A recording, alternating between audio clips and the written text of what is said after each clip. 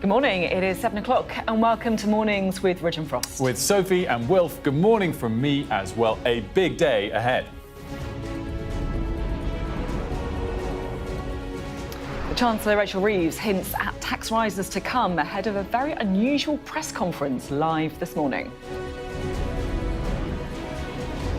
Police are facing questions after the Huntington train attack suspect was linked to 3 other knife crime incidents, including one involving a 14-year-old boy.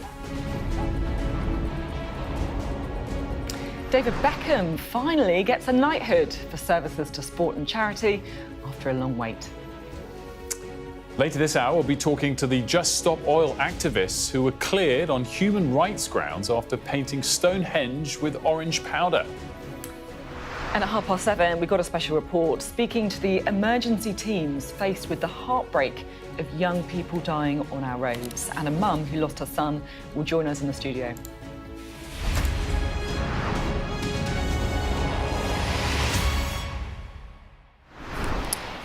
Very good morning to you. Thanks for joining us here on Mornings with Ridge and Frost. We've got an odd start to the morning today because in an hour's time, the Chancellor, Rachel Reeves, is giving a speech and then taking questions from journalists at number 11 Downing Street, which is very unusual at any point, but particularly this close to the budget. It's very unusual. So what is going on? Well, look, it's led to even more speculation that tax rises are on the way, and this is pitch rolling for that. So both Rachel Reeves and Keir Starmer have repeatedly refused to recommit to their manifesto promise on income tax, VAT and national insurance. Well, we can talk now to our political correspondent, Tamara Cohen, who joins us here. I mean, this has really set the kind of speculation running ahead of the budget. What's your take on it, Tamara?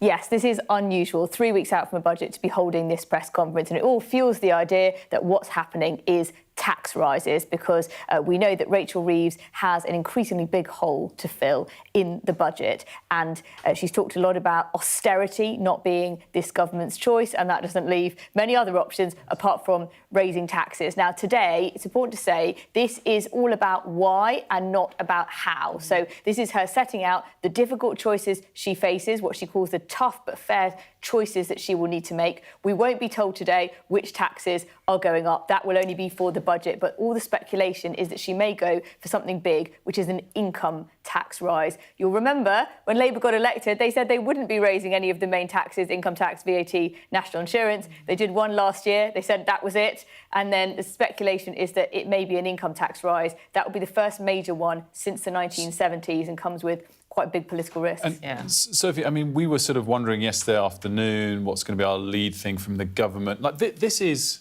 very odd. Yeah. It's completely out of the blue. It really is. And even though if she was doing an interview with us, the Chancellor said, I'm not going to give you any speculation, I'm not going to tell you what's happening. Everyone is reading this as if this is nailed on now, she's going to hike taxes. Yeah, well, I think it is, I'll be honest. And interesting what you were saying as well, that we're not expecting, I guess, the announcement before the budget. That would be weird. But there are a couple of clues. I think, when she says that the people's priority, which basically means her priorities, are protecting our NHS, reducing our national debt and improving the cost of living. National debt, that means tax rises, right? But I was interested to say that the cost of living is going to be one that's in there as well. I mean, I can't see how she's going to hike VAT if she says that, helping the cost of living is one of the priorities. They've talked a lot, her and Keir Starmer, about Labour choices. We know that they're under a lot of pressure to take measures to alleviate child poverty, lift the two-child benefit cap, £3.5 billion to do that. We know they're under pressure to put more money into the NHS, to increase the budget for certain medicines. So if they don't want to look like they are making the cost of living more difficult, making public services more difficult to deliver, then there aren't many options. I think the Chancellor is trying to send a signal to the markets and to the public who may not be reading all the budget speculation in the papers and looking at every twist and turn.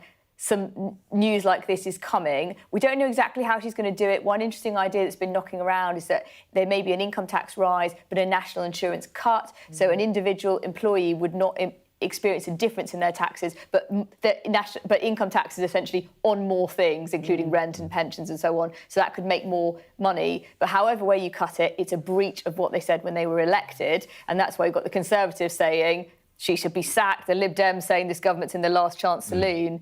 It's going to be very difficult in terms of the messaging. The one thing I'd just add from the sort of business leaders and economists' point of view is that if it's a given that they're not going to borrow more, which it is, and that they're also not going to cut spending, which I think it is, and that everything will fall on tax hikes, that the business community, I think, unanimously would say we'd rather that they take a political hit and break a manifesto pledge by pulling one of those big levers like hiking income tax than they take an economic hit by trying to raise enough money by rising lots and lots and lots of different little taxes. In order to say we didn't break our promise. Purely As we saw in the save summer their with face. speculation about stamp duty, the property market responded to that, and it becomes, yes, I can see what you're saying. Yeah, so I think that would be the kind of business view. I think that no one will give them sympathy for breaking a manifesto pledge and for taking that political hit.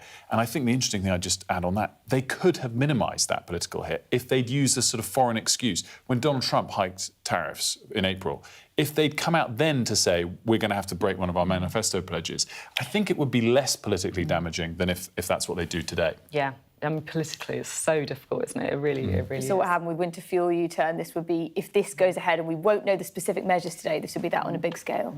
Well, look, all to come just after 8 a.m. We'll bring you that live, of course, tomorrow. Thank you very much indeed.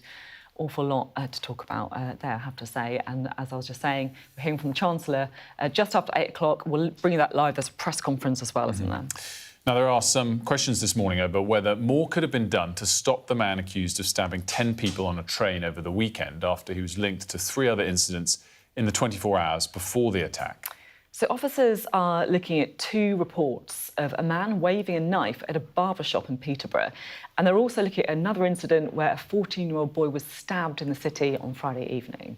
I mean, this is genuinely quite unbelievable, isn't it? It really is. And I think that there are lots of factors at play over the weekend where people were waiting for the police to confirm the details of who the person was, including today, as we now know, things like ethnicity, things like nationality. But what I actually think angers people the most is when they think the police could have done something more to stop it. Now, often that's in a sort of terrorist-type scenario and people wonder whether they were on a terrorist watch list, or often it's a case when someone was already convicted of something and maybe they'd been released early. This is different, and this is events that unfolded in the hours, in the day before the attack. So maybe there's more sympathy. There'll be more sympathy as investigations play out on this, because perhaps it was very hard to react that quickly. But it is clear that this is quite possibly a case where more could have been done earlier to prevent what happened much later. Just to sort of recap, so Anthony Williams has been charged with 11 counts of attempted murder over the mass stabbing that we saw on that train on Saturday, and then another attack hours earlier at a London station. But pretty clear that as Wilf was just saying, the attention is going to be on whether something could have been done earlier, and they're now reviewing these separate incidents as well. Now, it's an issue which is being called the silent scandal. Hundreds of women are calling on the government to launch a public inquiry into a drug they were given during pregnancy that's now been linked to cancer. So this drug is a synthetic form of the hormone estrogen. It's called DES, and it was offered between 1940 and the 1970s. And the idea of it was to try and stop pregnancy complications like miscarriage. Well, we can talk now to Sajja Chowdhury, who's been looking at this for us. So what's going on here? So, as you say, this is a drug that was widely prescribed to women, not just pregnant women, but also women who are going through menopause. So it was something that was given to treat menopause symptoms, but also people that have just had children. They were given it to suppress breast milk. So it was very widely prescribed here in the UK, as well as in other parts of the world. And in 1971, researchers started linking this to cancers. And it was this research was so strong that in the US, regulators said, we can't give this anymore. This is just simply must stop. It carried on being used in Europe until 1978. And this is a really problematic drug because not only has it been linked to cancers related to the cervix and the vagina, but also to breast cancers, pancreatic cancers, several other types of illnesses, and also infertility in the children born from the women who took that drug. So very widely prescribed to 300,000 women between the 1940s and 1970s. But it was also never patented. So it was a drug that was commonly produced, very cheaply produced by manufacturers around the world. So it's really difficult not only to trace back to the drugs manufacturing companies who was responsible, but it was given at a time in the 1940s, 50s, 60s, when sort of medicine record keeping wasn't very good. So it's really difficult to know who took how much of it as well. Sadia, thanks so much for that. Really appreciate it. More to come on that. Now, a bit of a content warning here, particularly if you've got kids in the room. It's an important issue, though, to talk about, and we're going to do that now. It's on online pornography, because Number 10 have said they've listened to a review by Baroness Burton and will be banning anything that shows women being choked. So Baroness Burton's review found that images and films of women being choked have now become so common online that it started to establish what they describe as a sexual norm. So people are doing it in real life as well. And look, that is worrying because choking is obviously very dangerous. We are going to be speaking to Baroness Burton later in the programme. That's around 9:20, isn't it? I think this is the thing, isn't it? It's not... The choking thing has become so normalised, and the issue here is the danger. This is not something that is a kink that is without dangers, right? People die of this. And what we've also seen in some of these really tragic cases of women, some women being murdered, is that it's sometimes been used as a defence by people as well, that someone consented to kind of rough sex. It's known as the rough sex defence, and then that has allow people to get off as a result of it as well. You know, it was one of those things when I read, I kind of was amazed it hadn't been done before. Obviously, more broadly, there's been attempts to reduce the amount of pornography that young people can access with the Online Safety Act, which actually had a very big impact. From July to August this year, Pornhub said they've seen 77% drop in their traffic, but that's for all pornography.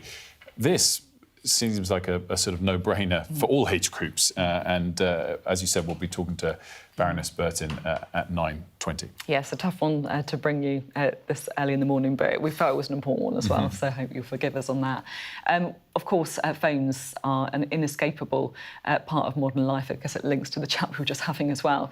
But for young people in the classroom, they are also a major distraction, and lots of adults, you know, ourselves included probably, also struggle to put them down as well, let alone kids.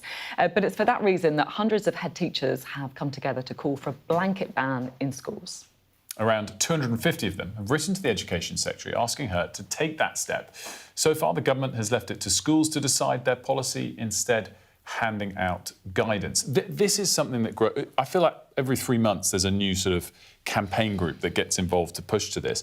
What I will say is 250 school heads, that's not, you know, every school head across the country, but I feel like the momentum is there and pushing for this. And one of the central arguments that you see every time this comes up, and in this letter, is that it's not enough to let us have to enforce this. It's too easy for children to hide their phones or use them in breaks and things like that.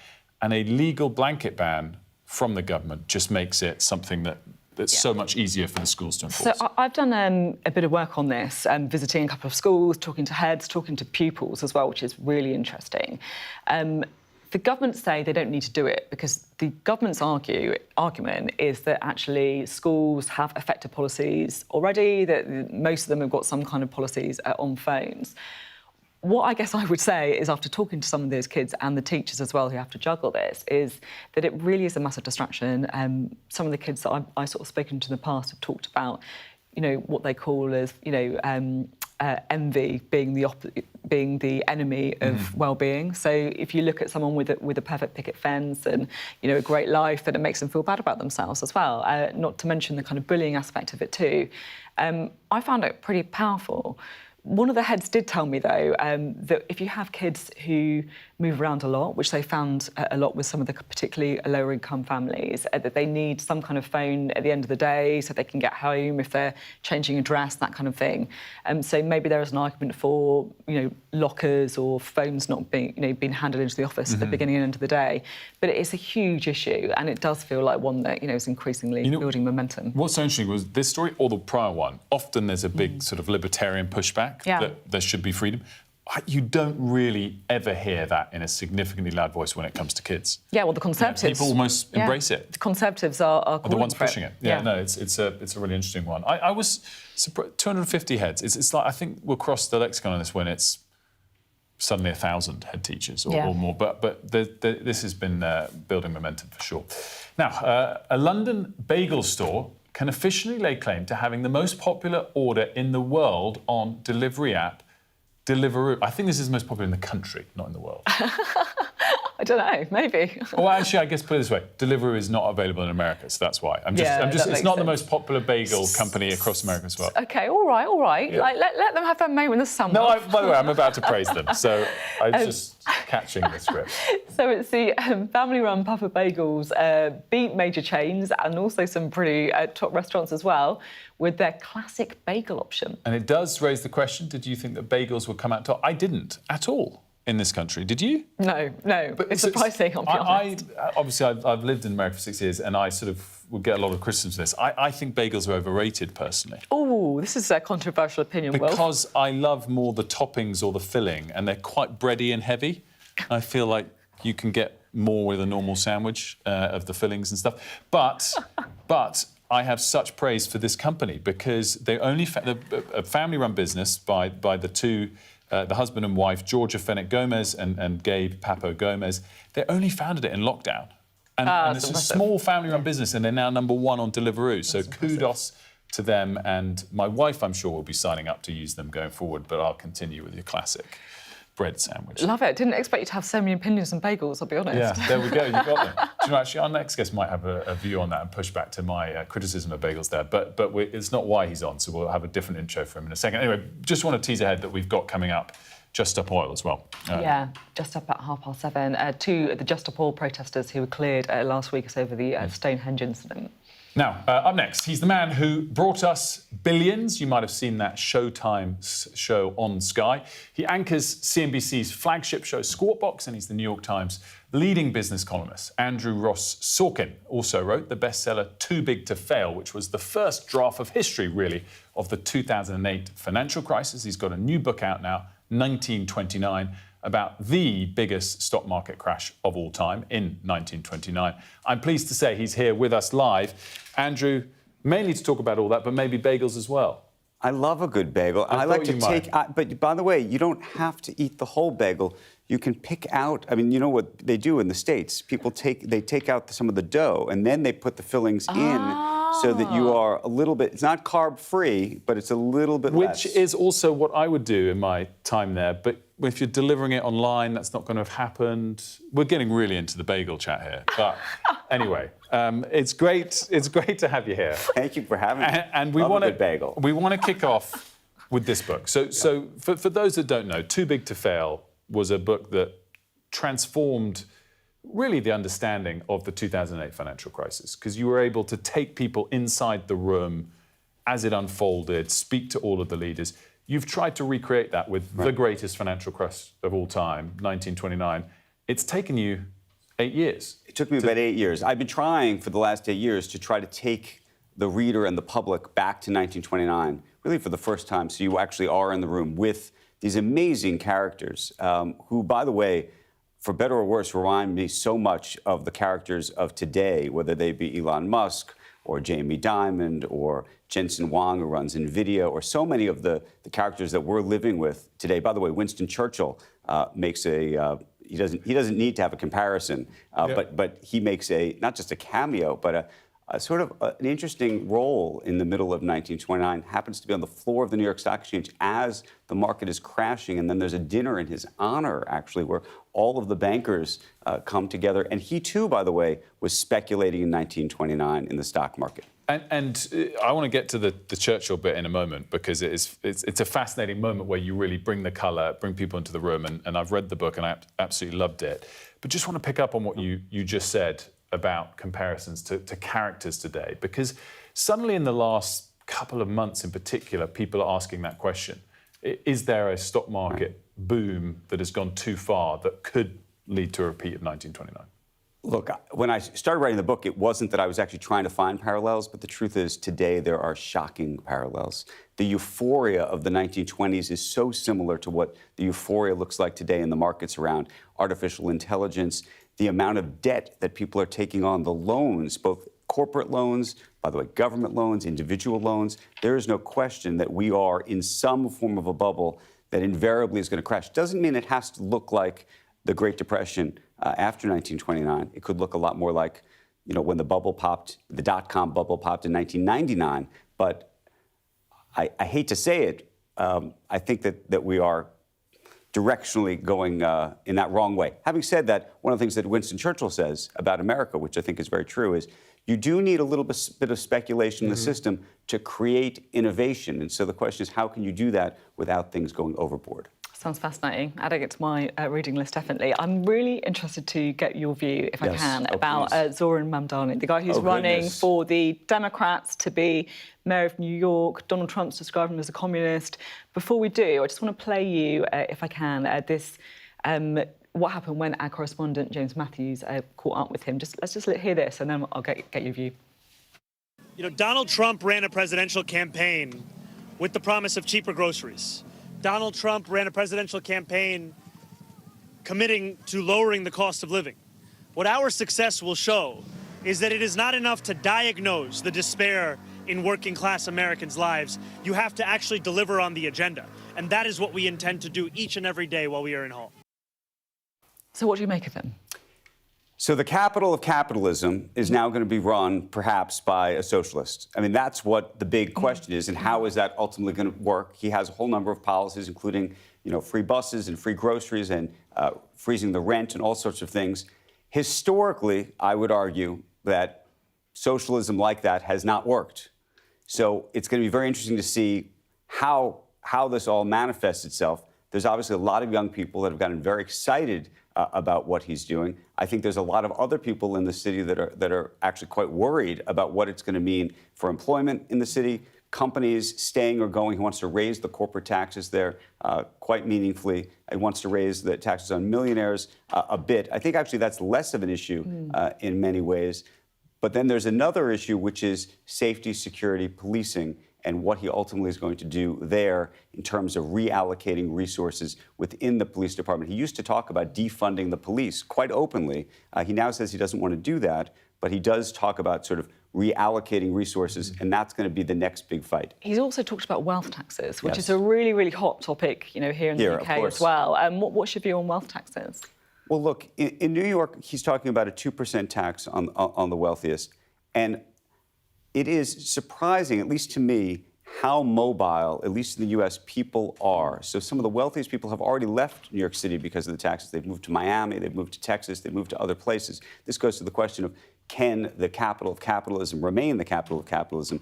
And you will have some of the wealthiest people flee. And by the way, some of those people bring in the most revenue in terms of tax revenue. So there's going to be an interesting debate to see how this all plays out. It's obviously, to state the obvious as well, it's much easier to move in the US state to state. You still stay in the same country, so you get the benefits of America overall. Just dwell on that for us, because I've seen in many of the interviews you've done of late, there was one with Jeff Bezos you did recently where you asked, why is America, despite some of those challenges you just mentioned, why is the American economy over the last couple of decades been so much more successful, do you think, than it's not just the UK, it's the rest of the world? I think it goes back to the idea of capital and capitalism and this optimism, by the way, born back in the 1920s in America in so many ways, where you have people who are allocating capital, meaning they are investing in these businesses. Look, we are here as almost, I don't want to say, as journalists, we're oftentimes considered professional skeptics. Americans are professional optimists, for better or worse. There is an optimistic nature. I've tried to bring some of that home. He's our professional optimist. There's an optimism to it. And as a result, by the way, some things can bubble over. That's why we have crashes. But it also is why I think there's been great innovation and some of the great technological changes, whether it's AI or the internet or other things, have been born in the U.S. Do you know what? One of the things we were going to end on was tips for hosting a breakfast show, because Andrew's show, of course, 6 a.m. till 9 a.m. Eastern You guys get up even earlier than I do. You have the podcast. I know. But one of the reasons I squeezed this part, I didn't want Sophie getting bad ideas, is Andrew arrives 1 minute before the show starts. Oh, talk to me about this. He cuts it so fine. I do the makeup like I'm like an F1, a pit stop. Pit stop, very quick. I sit down. I'm addicted to melatonin. That is the one thing to go to sleep early. I take 1 milligram of melatonin. This is interesting. Because I find it very hard to go to sleep. You're advising Sophie to take medication. This is. And what about coffees? Coffees. I do 2 coffees in the morning. And then nothing black, afterwards. Nothing afterwards. I've already had 4. I find it hard to nap. Okay. But I'm sorry. Andrew, I wish you lots of luck. Getting You guys, carried away now. congratulations, by the way. Really, this is extraordinary stuff. And to you on 1929. Thank you. It's a Appreciate masterpiece. I absolutely loved it. I recommend it. And by the way, there's a longer chat I did with Andrew yesterday. It's available on the Master Investor podcast in your feeds already. Andrew, great to see you. Thank you. It's great to Safe see travels you. back to the States. Now, it has been a long time coming, but today David Beckham is going to receive his knighthood at Windsor Castle. Big moment. This is epic. I love Beckham. I think maybe he went a little bit too far with that email back in the day when he criticised the fact he hadn't got it sooner. But for me, he is the type of national treasure that should be getting knighted. Yeah, it is. It's a big deal, isn't it? And look, he's one of the most kind of significant guys around, and when it comes to sport. He's not the only person today. There's lots of big names there. So Elaine Page is going on. There's quite a few performers. Dame Elaine Page, which I think is fantastic. Of course, the great musical star. Gary Oldman, the actor. Yeah. I'm excited about Kazuo Ishiguro, the novelist. This is a big deal for me. I'm a massive Kazuo Ishiguro fan. Remains the Day, Never Let Me Go, all that kind of stuff. So Your personally, I'm very cultural happy about that loves as well. are much more genuinely cultural than mine. I was looking through this list and I was like, Bex, Gary Oldman, Roger Daltrey, fantastic stuff. By the way, Claudia Winkleman, Tess Daly, Luke Littler, all getting MBEs as well. And some politicians in there as well, Penny Mordaunt and Mel Stride. Yeah, I love Meg it. Gongs too. It's quite interesting that those two as well. Yeah, Mel Stride for services to coming out and talking to the journalists morning on round, difficult yeah, days, to exactly. be fair, which we Which he don't deserves. sniff at. We don't sniff we at. don't sniff at that, and always comes out and answers the questions, so he deserves that. Lots more coming up. We'll be talking to two people who were involved in that Just Stop Oil protest. They went to court. We'll find out what happened. That is over the spray painting Stonehenge. We'll be back in a couple of minutes, don't go.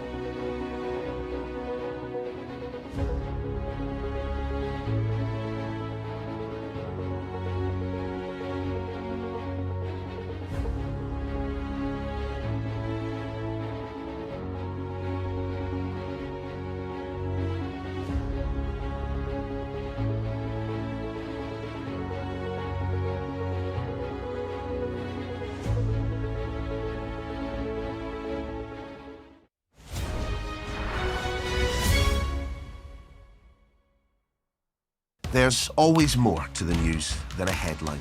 We want to discover, to delve a little deeper, to find out what's really going on.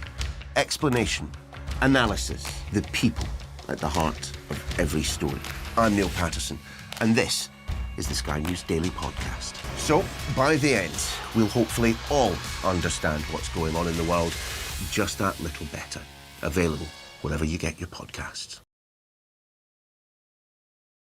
I'm Stephen Murphy, and I'm Sky's Ireland correspondent based here in Dublin. The waters of Ireland and Britain should be home to great white sharks. If there are great white sharks in this area, there's no reason they wouldn't come here to feed. It's basically a buffet on a beach. This could be not only a record-breaking storm, but potentially the most dangerous storm ever to hit Ireland.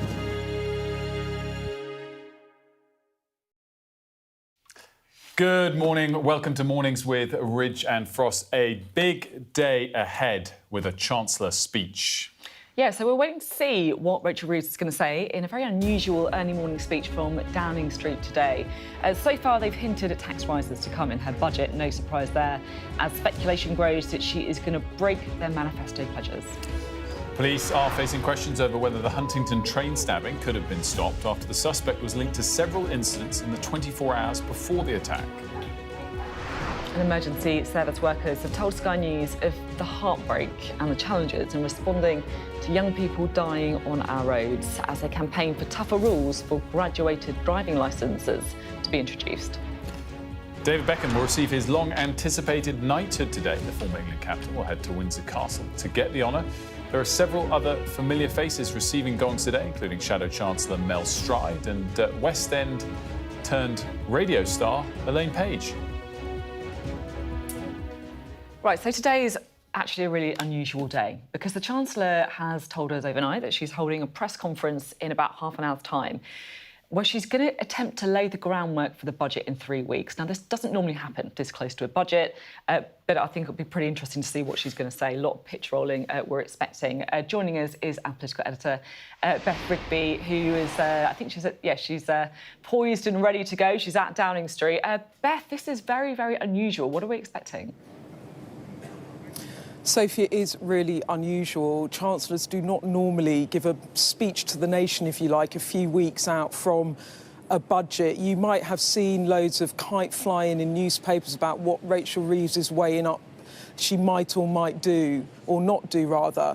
But what this is going to be is the moment in which she frames the choices she has going into this budget. It is, if you like, according to one source I spoke to yesterday, the first half of her budget speech in the Commons, in that she makes the argument for the choices she's about to make. And I think there's a view within the place behind me that the Chancellor, now having talked a lot in Westminster, we've all been talking about it for weeks, what she might or might not do, has to make a direct pitch to the British people. I don't need to tell you that this is going to be a very, very difficult pitch to make. Beth, I'm so interested. Obviously, you're standing there in front of number 10 Downing Street. There's only one briefing room, I believe, between the two. So it's quite a sort of, even though obviously her residence is number 11, this is a kind of big moment where she takes over the Prime Minister's briefing room. Is this a moment where the Prime Minister is centrally behind her? Are they in this together and agreed at whatever it is that they're going to do in the budget in 3 weeks' time?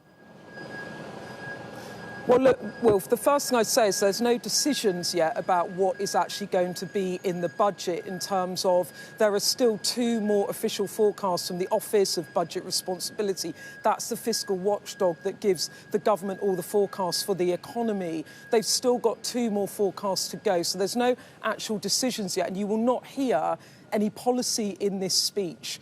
But what they've got to lay out, and in this the Chancellor and the Prime Minister absolutely are aligned, are the choices she's got to make. And the argument she's going to make is that she is facing a very difficult economic backdrop, that things have got worse, not easier, since her last budget last October, that borrowing costs are going up, that there's still a war in Ukraine, there's been uncertainty over tariffs, so on and so forth.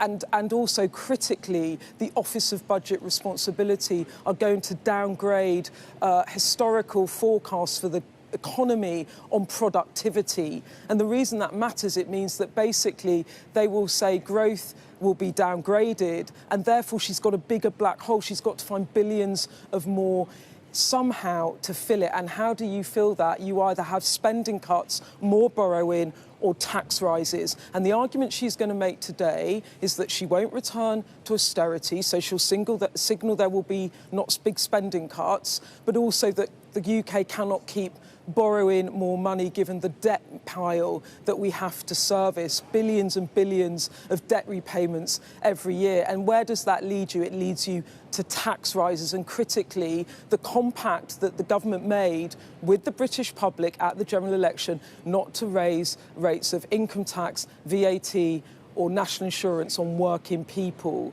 And there is an argument being made now about whether or not the government need to break those pledges. I don't need to tell you how big the backlash will be. The Chancellor, a year ago, said it was a once-in-a-Parliament budget when she raised £40 billion in taxes. It was the biggest tax-raising budget since 1993.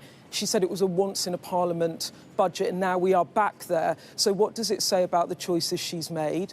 How much does she try and blame previous administrations? How much blame comes to how she's managed the economy? And critically, what do the voters, when trust is already rock bottom, think of a government that's about to potentially break massive manifesto pledges that were really the foundation stone of this government and its election? Beth, thank you very much. We'll let you go and get ready for that press conference with Rachel Reeves as well. Beth Rigby, they're from Downing Street. I just can't emphasise enough what a moment this budget is going to be. And all of this kind of build-up just makes you realise that even more. I mean, it is politically, I mean, it's almost suicidal to break a kind of tax pledge that you had in your manifesto. And, you know, it's not just going to define her career, but it genuinely feels to me like it could define, you know, the whole premiership of Keir Starmer as well. The other point is we're so close to the budget itself. And you do step back and just think from a purely communications point, why do you keep reiterating our manifesto pledges stand month after month after month and month? It makes, when you U-turn on it, worse if you do it at the last minute. And put aside the economic fundamentals, the difficult situation, politics versus economics. On comms, if that's really what they do and they've left it this late, you just ask the question, is that the right strategy? But anyway, looking forward to the press conference, 8:10. I'm looking forward to Beth's question or two that she'll get to the Chancellor as well immediately afterwards. Now, at the end of last week, 3 Just Stop Oil activists who sprayed Stonehenge with orange powder were cleared of criminal damage after a trial.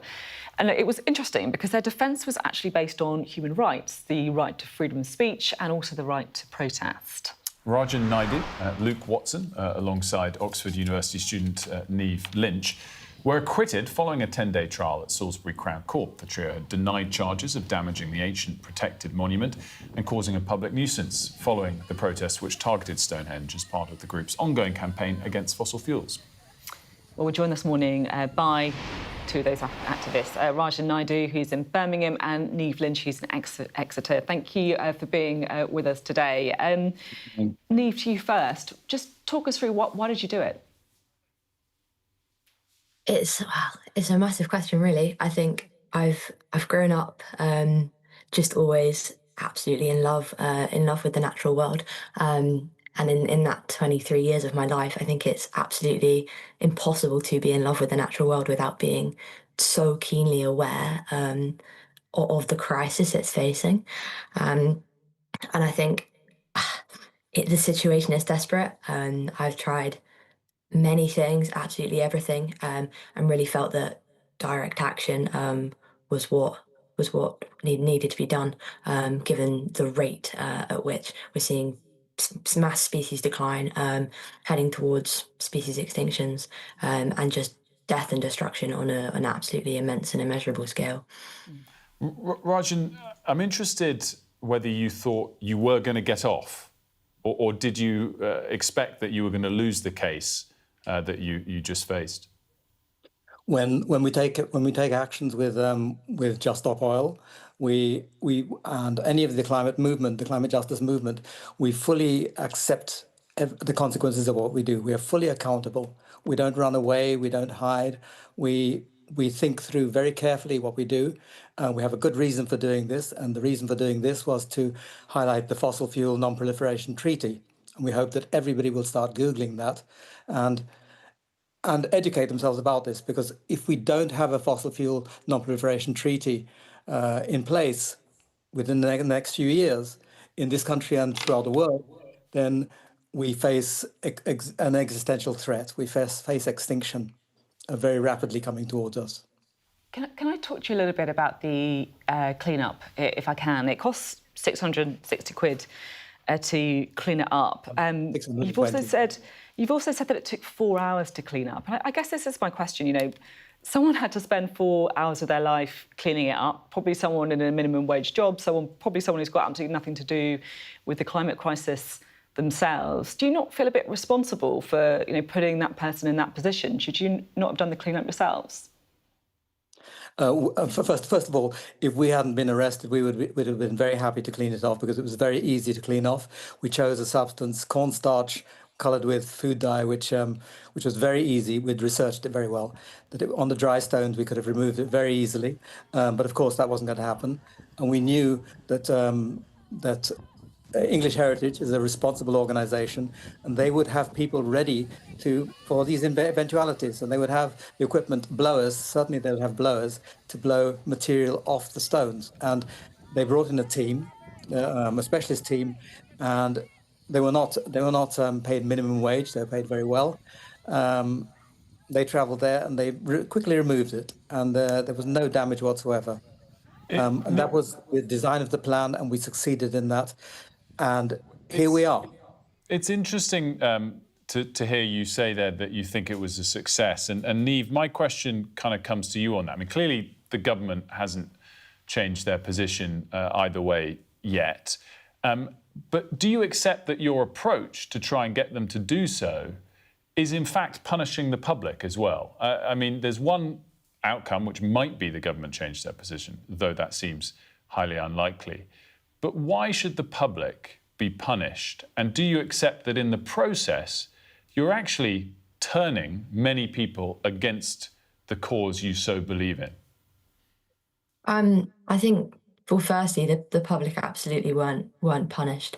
And secondly, but the government... Forgive me, Niamh, whether it was however many people wanted to see Stonehenge there that day, or many of your other protests from blocking roads, causing traffic, you reject the idea that you've ever caused public nuisance? Well, I think I'm here to speak specifically about our Stonehenge action, and in this instance, the use of the public nuisance charge, which carries a 10-year maximum prison sentence.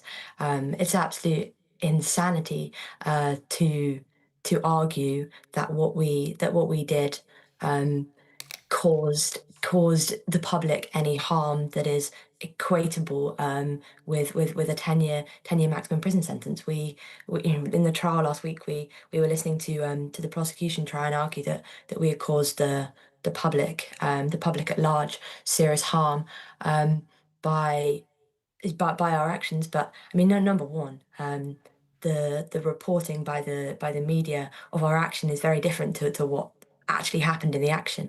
Immediately after it had happened, news outlets were reporting that we had vandalised Stonehenge and that we'd attacked it, destroyed it, damaged it, when no such thing occurred. It was very, very careful in our planning that absolutely, we think the stones are and the lichen are absolutely sacred and would never do anything to damage them.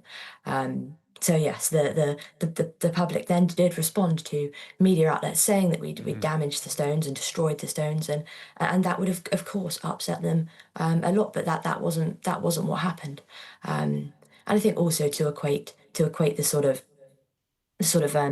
harm from this action to the sort of distressing scenes we're seeing from what's going on in Gaza on the news is again just absolute insanity and quite sick, really. I mean, we're obviously not doing that clearly. Thank you very much for coming on the programme. Thank you. Thank you. So in the UK, from the moment you pass your driving test, you've got the same rights on the road as people who've been driving for many years. But there are calls for that to change. So emergency service workers want the government to introduce what's known as graduated driving licences. So it will put restrictions on people who just passed their test, things like not being able to drive late at night or not taking a group of friends in the car with you. Emergency service workers have told Sky News about the heartbreak and challenges in responding to young deaths. Our correspondent Dan Whitehead has been following this story for months and is here with us. A very good morning to you. Let's listen to your report. Engine main switches. Fine, got it. It was a small car with a group of teenagers in that had collided with a tree. Grant has been a paramedic for 30 years, and there are some call-outs that stick with him. I think that was just one of those jobs where you're not expecting, I suppose, what you're going to see on those days. Three of these young people actually died in the scene, which was quite difficult. And it's always a shock to the system when you get to those jobs. So yeah, it can be tricky. It is the so-called ripple effect. So many impacted by young deaths on our roads, beyond the immediate family. A major trauma ward of Devon's biggest hospital. Everyone has helped young victims of crashes. Some left with life-changing injuries. Some patients are amazingly resilient and take it really well. Others, it is absolutely life-changing and they are hysterical. It might be the first time that they're actually aware that they've had an amputation or that they're actually paralysed. Having to manage that for us can be really hard. New government data shows young male drivers are 4 times more likely to be killed or seriously injured. Despite this, the government is refusing to follow other countries by introducing graduated driving licenses, saying it's considering other measures. Meanwhile, the disproportionate number of young deaths impacts those on the front line. What's the toughest part of your job? The toughest part is talking to the relatives.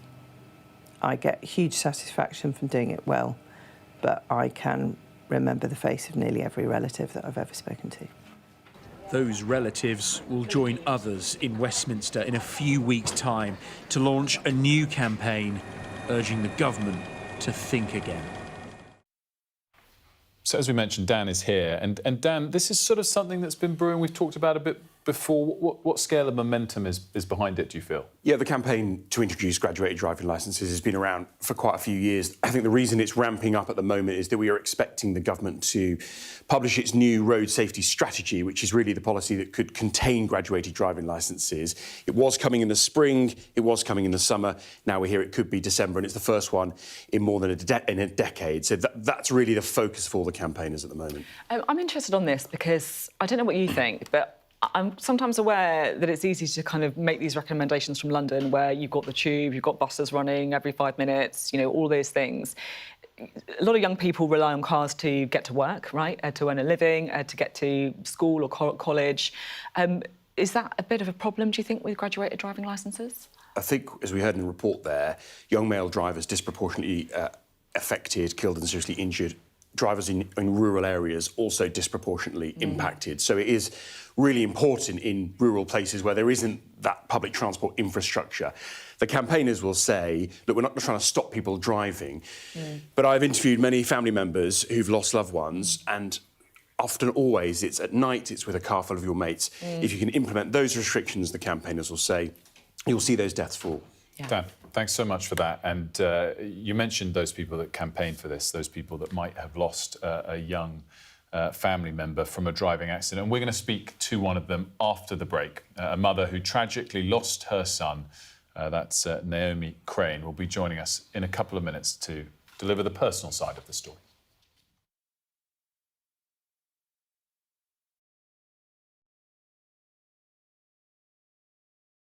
Our app gives you the very best of Sky News wherever you are. Breaking news, videos, analysis up at 6%. Podcasts, watching us live. Joins us live all in one place and all at just the touch of a screen. The Sky News app. Get the full story first. It's like a football final with only one team on the pitch. This isn't just a call to vote, but a call to remember. The freedom fought for by the African National Congress. I'm Yusra Al-Bagher, Sky's Africa correspondent based in Johannesburg, South Africa. A cyclone and 2 burst dams wiped out hundreds of generational homes. This was the second dam that the floodwaters hit before it tore into Derna. We are in the heart of Nairobi, and we're watching as protesters were heavily tear gassed. The sheer fearlessness and persistence of these guys is astonishing. We help you understand the world with us. I remember going into the iconic Omdurman market in the heart of Sudan's capital for the first time since the war started. And this is what's left of it. Bullet holes through buildings, shelled balconies, bullet cases on the floor. I witnessed the complete destruction of a place linked to my childhood memories and the lives of millions of people. This is insane. This was a bustling residential area So many friends who lived here. My most memorable interview was with a 15-year-old boy who'd survived being stranded on a migrant boat on its way from Senegal to the Canary Islands. After 13 days, our food, water and fuel supply ran out. I felt awe when we saw the mountain gorillas in Rwanda. They call him the king of the jungle. This is the alpha silverback. Sky News, get the full story first. Yusra Al-Bagir, Sky News.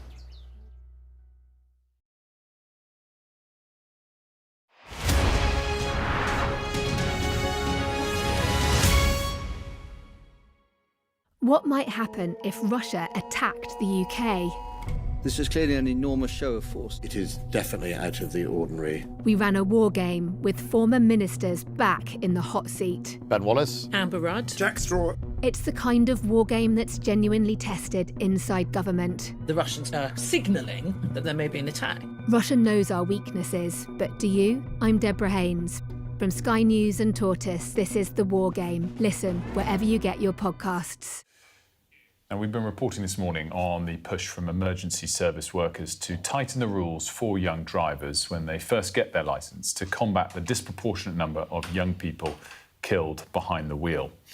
Now, we're going to be talking to a woman called Naomi Crane, who joins us today. Her 19-year-old son died in a car crash back in 2021. So your son's called Sonny Jasper Crane. Sonny Jasper, indeed, yeah. He was 19. Just turned 19 in September. And he was a passenger in this crash, wasn't he? He was indeed, yeah. Could you? I know how difficult it is to talk. I know that, and we'll take your time. We really appreciate you coming in this morning. Can you talk us a little bit about what happened? Yep, it was an ordinary Sunday. I think I was decorating. He was up late. Came down, ordered himself some breakfast, even though there was food in the fridge to make breakfast. Went back up, poodled about, came down about 3:30, said, I'm going out. Said, absolutely fine, where are you going? He did the usual, you ask too many questions, Mum, and skipped out the door 3:30 that afternoon to play top golf with some new friends. And 9:15, there was a bang on the door. I thought he's forgotten his key again, and it was a police officer who said there's been an accident. He'd been taken into London. It was the nearest trauma hospital.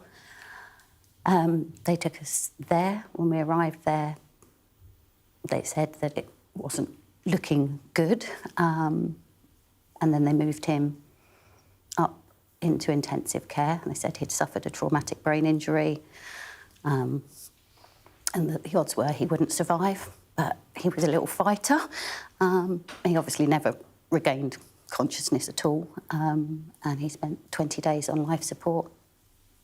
And then on the 27th of November, my husband and I had to sit with him whilst his life support was removed. I'm so sorry. No. I'm so sorry. It's every parent's nightmare. You can't imagine. It doesn't happen to... you just think it's never going to happen to you, and it does. We're looking at pictures of him on our TVs now. Talk to me about what he was like. I mean, by your description there, it sounds like he was a force of nature. He was born ready, that one. As a small child, we used to just say he was a Duracell bunny on speed. He didn't stop. He just was relentless. His famous sayings, I'm here for a good time, not a long time. How ironic is that? Challenge everything, His conspiracy theories were fantastic. And he was, don't get me wrong, he wasn't perfect by any stretch of the imagination, but he was sunny by name, sunny by nature. Naomi, I just want to get your thoughts on graduated driving licences, because the government are continuing to refuse to introduce them. They say they're looking at other options. Many people I've spoken to have believed that their loved ones may have been saved had GDLs been in place. I just want to get your thoughts on that. Absolutely. The driver of the car that Sonny was in was a female, and I think boys get a really bad deal in this. It's always, they're boy racers or this, that and the other. She was a young girl. She'd had her licence for 24 days. and she, you know, in her words, lost control of the car. You know, we're giving them killing machines. You know, you go from having lessons where it's turn left at the next roundabout, or, you know, put them in a car with their mates who are boinging around, playing music, chatting.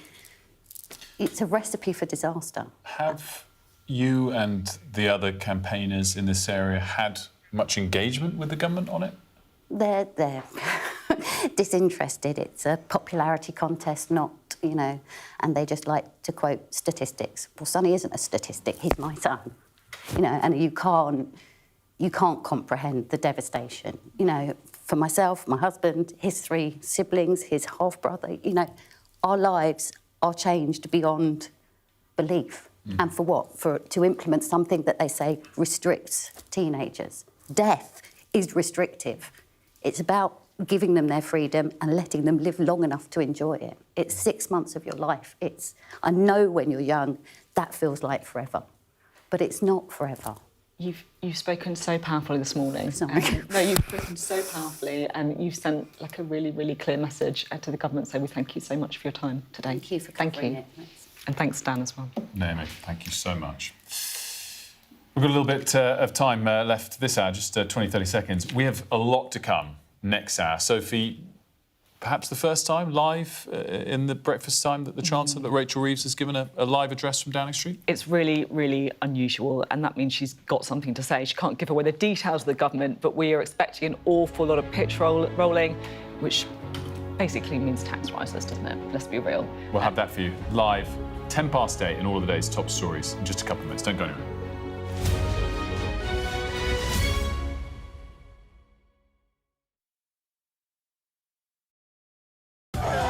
I saw police being forceful, pushing young men and women to the ground as they made almost 100 arrests.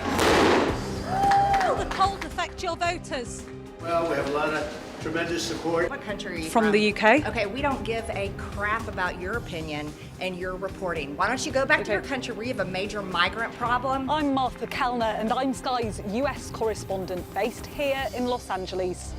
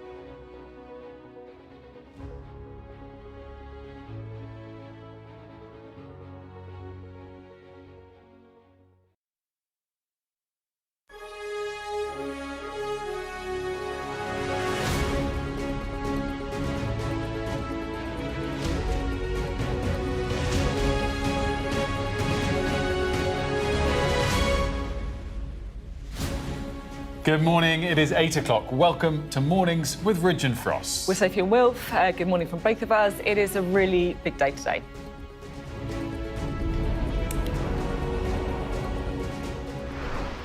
The Chancellor, Rachel Reeves, hints at tax rises to come ahead of an unusual press conference live from Downing Street in the next few minutes.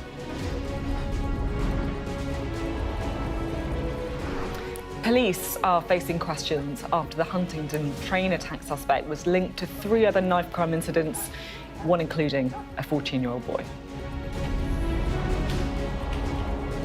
David Beckham finally gets a knighthood for services to sport and charity after a long wait. Later this hour, head teachers are called for a blanket ban on phones in schools. What do you think? Let us know your thoughts. Plus, a special report. We speak to the emergency teams faced with the heartbreak of young deaths on our roads and hear from a mother whose son was killed in a car crash.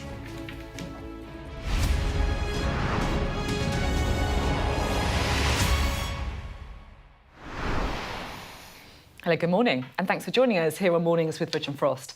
Now, we've got a bit of an odd start to the morning today because in the next few minutes, the Chancellor, Rachel Reeves, is giving a speech and then taking questions from journalists at number 11 Downing Street. And the reason why this is unusual is because it's really close to the budget. So, what's going on? Well, it's led to even more speculation that tax rises are on the way.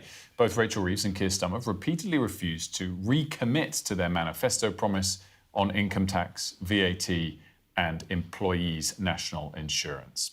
Let's bring in Tamara. She's here with us to break down, I guess, Tamara, just how odd this is and why, therefore, people are jumping to conclusions that it means tax rises are coming. I can't think of a time this has happened before that the Chancellor has given a press conference 3 weeks out from the budget to telegraph the circumstances that we're in and what she calls the tough but fair choices she'll have to make. It's a signal to the market and to the public about what's to come. Now, it's important to say that we're not expecting any specific tax measures to be set out in this press conference. That will be in the budget. It's more about the why rather than the how. But I think it all fuels the idea that what's coming is tax rises. We know there's going to be other forecasts before the budget, but she's looking at approximately sort of 20 to 30 billion pound black hole to fill. There are various things that Labour MPs are expecting, including measures on child poverty, which she'll have to spend money on, more funding for the NHS. But it's looking very much like Rachel Reeves may have to break the promises in the manifesto, which you'll remember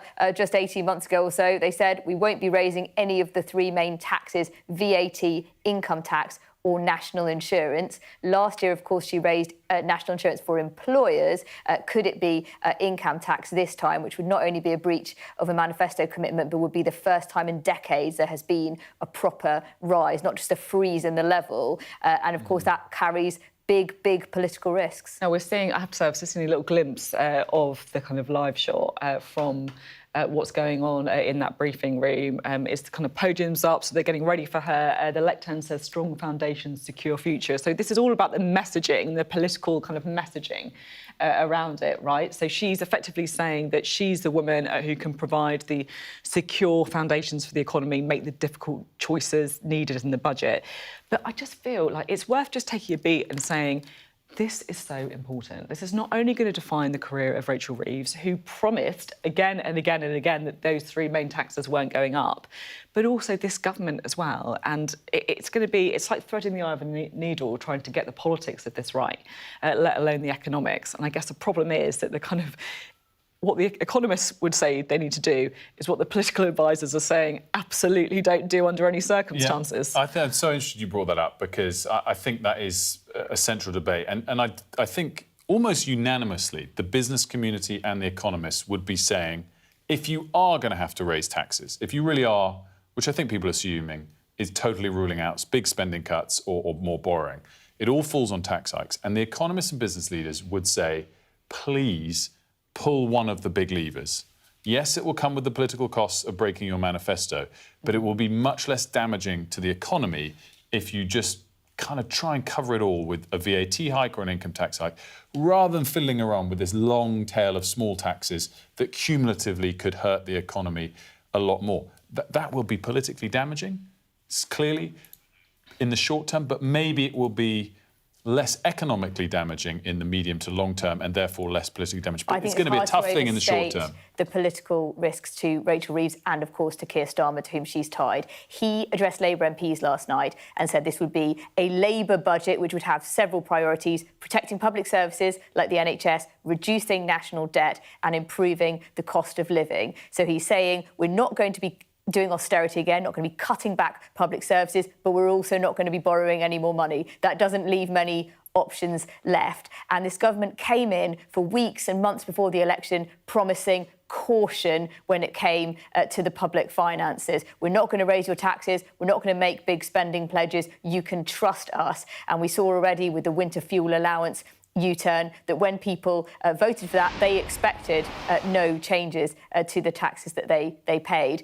And so this is going to be very, very difficult for the Chancellor if that is what she is signalling. We're not going to get the measures today. We're just going to get the kind of story around it. But I think there will be questions about Labour's failed attempt to cut the welfare budget, why they haven't been able to find any savings, and what will be the reaction of their own MPs. I mean, I've spoken to a few who are braced now for tax rises to come. How will they sell that to the voters who they told this is not happening?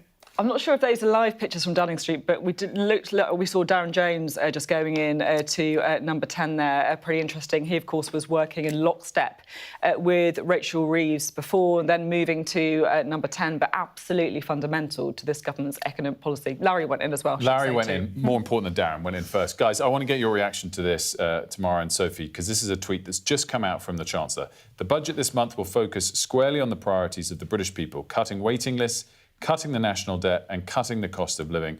Today, I will set out the choices our country faces and the values that will guide my decisions. Sophie, what do you take from that? Is there any more that we can draw before we hear from her live any minute now, by the way, guys? So there's two things that I think is really interesting here, because it's all about looking for clues at this stage, right? Cutting waiting lists. So that means the NHS, right? That means, effectively, that if there's any spending to be done, it's going to be directed at the NHS. And I think that's significant because she's not going to want to be known as the austerity Chancellor. This government is looking for a vision. It's looking for some hope amid the pain. And so my reading on that is there could be a bit of good news for the NHS. The other thing, what she said in that tweet as well, was the cost of living.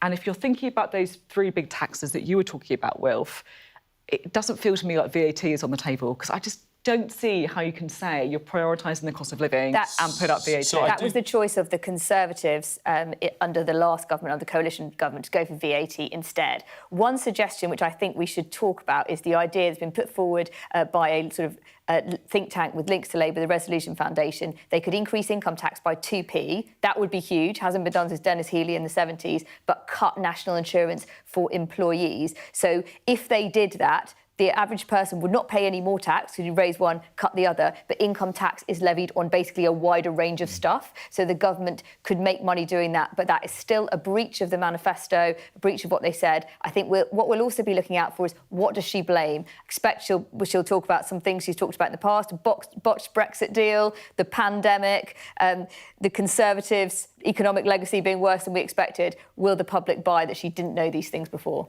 Just a couple of other things I was going to... One, which I do think we need to pause and acknowledge, maybe this is a bit of political genius from number 10 and number 11, which is to stand us all up to say, oh my God, there's going to be terrible, terrible tax hikes, so that if they're only actually kind of small, it turns out to be seen as a win. And expectation management. Expectation management, so keep that. The other thing, clearly there's not going to be announcements today of specific measures, but something that can move between now and the budget day is borrowing costs. So if there's a very clear hint to say, look, absolutely we're not borrowing more. And by the way, in general, in the years ahead, we get the message, we have to be able to pay for what we spend.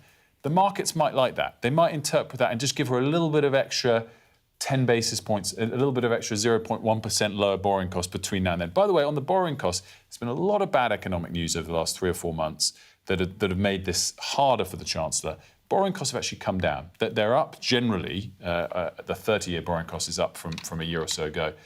The 10-year borrowing cost rose and falls again. Here we go. We can see her entering the room, Rachel Reeves. I will deliver my second budget as Chancellor of the Exchequer. At that budget, I will make the choices necessary to deliver strong foundations for our economy. My budget, led by this government's values of fairness and opportunity, and focused entirely on the priorities of the British people, protecting our NHS, reducing our national debt, and improving the cost of living. There is a lot of speculation about the choices that I will make. I understand that. These are important choices that will shape the future of our country for years to come. I want people to understand the circumstances we are facing, the principles guiding my choices, and why I believe they will be the right choices for our country. We are a country with considerable economic strengths, an open trading economy, a global hub for cutting-edge industries, from AI to biotech, with world-leading universities and scientific institutions, and a talented and a committed workforce. But years of economic mismanagement has limited our country's potential, with long-term issues continually unchecked and potential unrealised. At the budget last year, I fixed the foundations, dealing with the aftermath of Liz Truss's disastrous mini-budget and the £22 billion black hole in the public finances left by the previous government. I put our public finances back on a firm footing, provided an urgent cash injection into our faltering public services, and began rebuilding our economy. But since that budget, the world has thrown even more challenges our way. The continual threat of tariffs has dragged on global confidence, deterring business investment and dampening growth. Inflation has been too slow to come down, as supply chains continue to be volatile, meaning the costs of everyday essentials remain too high.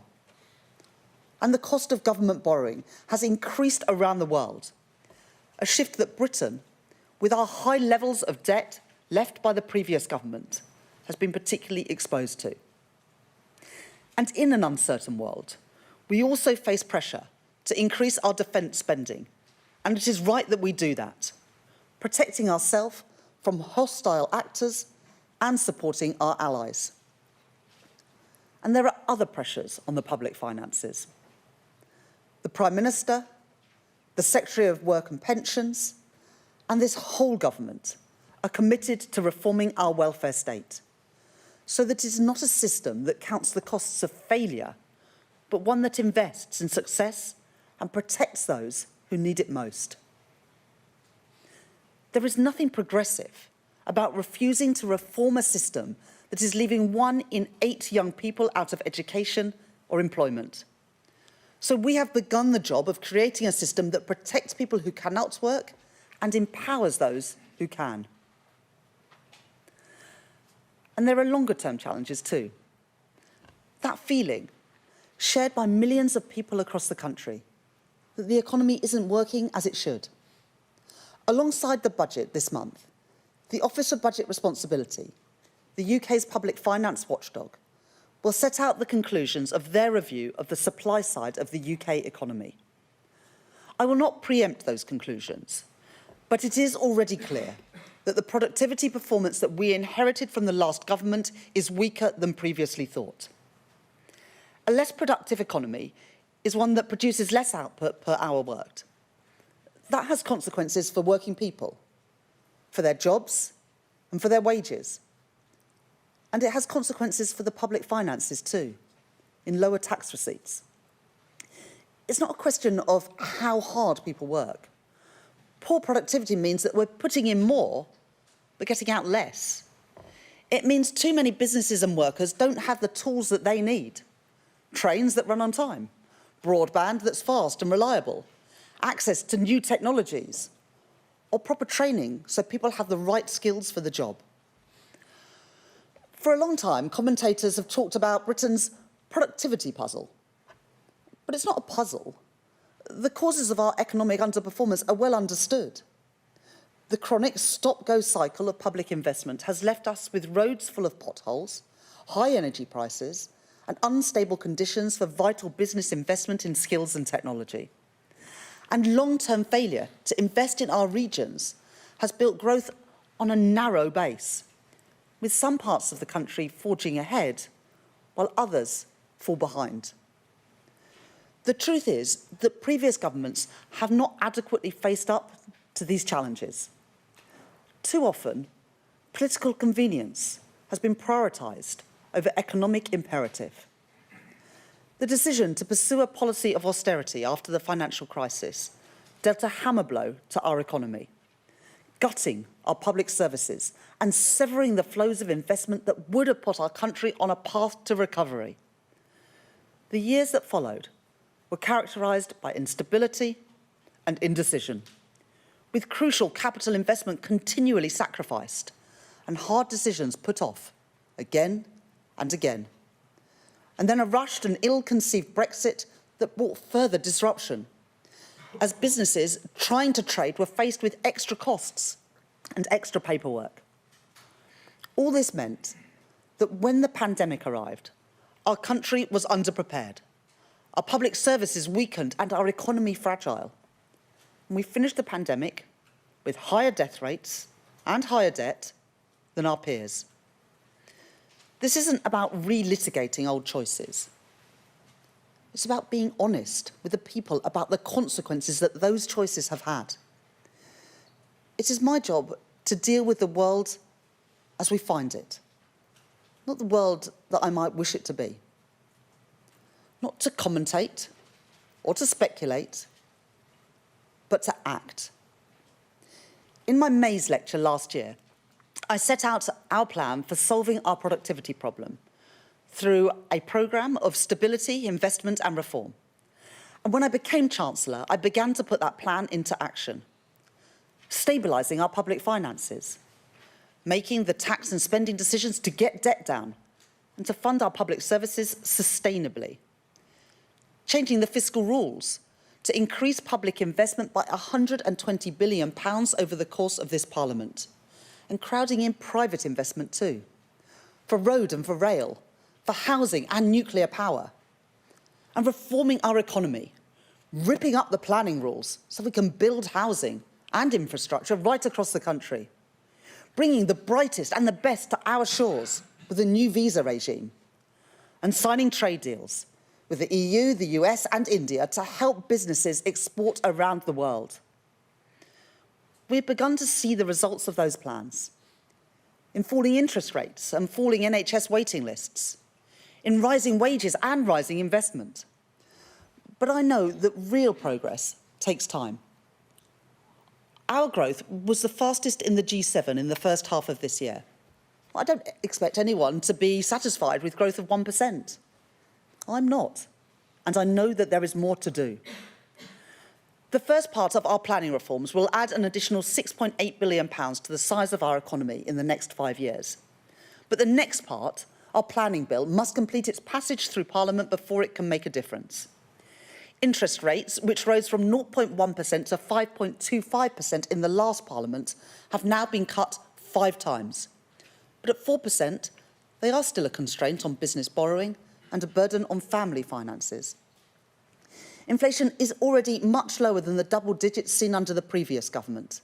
And the choices I make in this budget this month will be focused on getting inflation falling and creating the conditions for interest rate cuts to support economic growth and improve the cost of living. I understand the urge for easy answers. Politicians of recent years have become addicted to shelling out for short-term sticking plaster solutions rather than making long-term economic plans. They were irresponsible then. And those who continue to push for easy answers are irresponsible now. The UK's national debt now stands at £2.6 trillion, equivalent to 94% of GDP. Before the mini-budget, our borrowing costs were in the middle of the pack compared to other advanced economies. But now we have the highest borrowing costs of any G7 country. Today, 1 in every £10 of taxpayers' money is spent on debt interest. Not paying that debt down, but just paying the interest to our creditors. At the budget last year, I changed the fiscal rules to strike a careful balance, to invest more in capital alongside a credible plan to grow our economy and bring debt down within this Parliament. That was the right decision, to break the cycle of low productivity and low growth. But that additional investment can only be delivered because markets know my commitment to the fiscal rules is ironclad. Some people say that we should just sidestep those rules, that we can borrow more without consequence by simply reclassifying areas like defence or education. But no accounting trick can change the basic fact that government debt is sold on financial markets. There are limits on the price that banks, hedge funds and pension funds are willing to pay for our debt. And we are competing constantly with other countries also selling debt. The more that we try to sell, the more it will cost us. It is important that everyone, the public and politicians, understand that reality. The less we spend on debt interest, the more we can spend on the priorities of working people. Our NHS, our schools, our national security. The public service is essential to both a decent society and a strong economy. At the budget last year, I provided our public services with a vital cash injection, and I am proud of that choice. Proud that it is a Labour government that is providing record investment in our NHS, getting waiting lists down by over 200,000 since the election. Proud that it is a Labour government that is investing in our children through the rollout of free breakfast clubs and free school meals. And proud that it is a Labour government that is funding our armed forces and remains resolute in our NATO commitments. The alternative is to row back on those investments, to return to the cycle of austerity and decline, which is what got us here in the first place, passing the cost of government failure onto communities and families, stifling our economic growth and weakening Britain's foundations in an unstable world. I will not repeat those mistakes. But if we want strong public services in the decades to come, then we must recognise that productivity and efficiency are not only a challenge for business, they are a challenge for the public sector too. At the spending review, I announced £14 billion of efficiencies per year to be delivered by 2029. Cutting government spend on consultancies, getting rid of bureaucratic quangos and regulators, and driving efficiency through AI and digital technologies. But I know that there is more to do. In the budget and beyond, I will continue to drive for more productive and more efficient public services right across government, making savings and rooting out waste wherever I find it. Now, my opponents will tell you that they could do more. Reform, who promise savings from our public services, and yet, in Kent County Council and councils they run across Britain, apparently they can't find a single penny, and instead going to increase council tax for more than 2 million people. Or the Conservatives, who promised £47 billion of cuts, when during 14 years in power they oversaw rising welfare costs and a growing civil service. What were they doing for 14 years? Let us be clear. There is no way that cuts on that scale, equivalent to cutting our entire armed forces, or cutting every single police officer in the country, twice over, could be delivered without devastating consequences for our public services. Austerity, reckless borrowing, made-up numbers. They are the problems, not the solutions. They are the mistakes of the past which would only take us backwards. I will not repeat them. When I was appointed Chancellor, people put their faith in me to take our country forward, not to be swayed by political convenience, not to always do what is popular, but to do what is right. At the budget, I will continue to deliver on the priorities of the British people, cutting NHS waiting lists, cutting the national debt, and cutting the cost of living.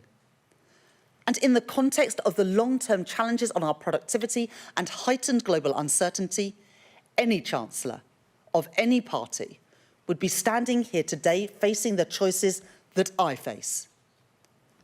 The difference is in the priorities and the values that will guide those choices.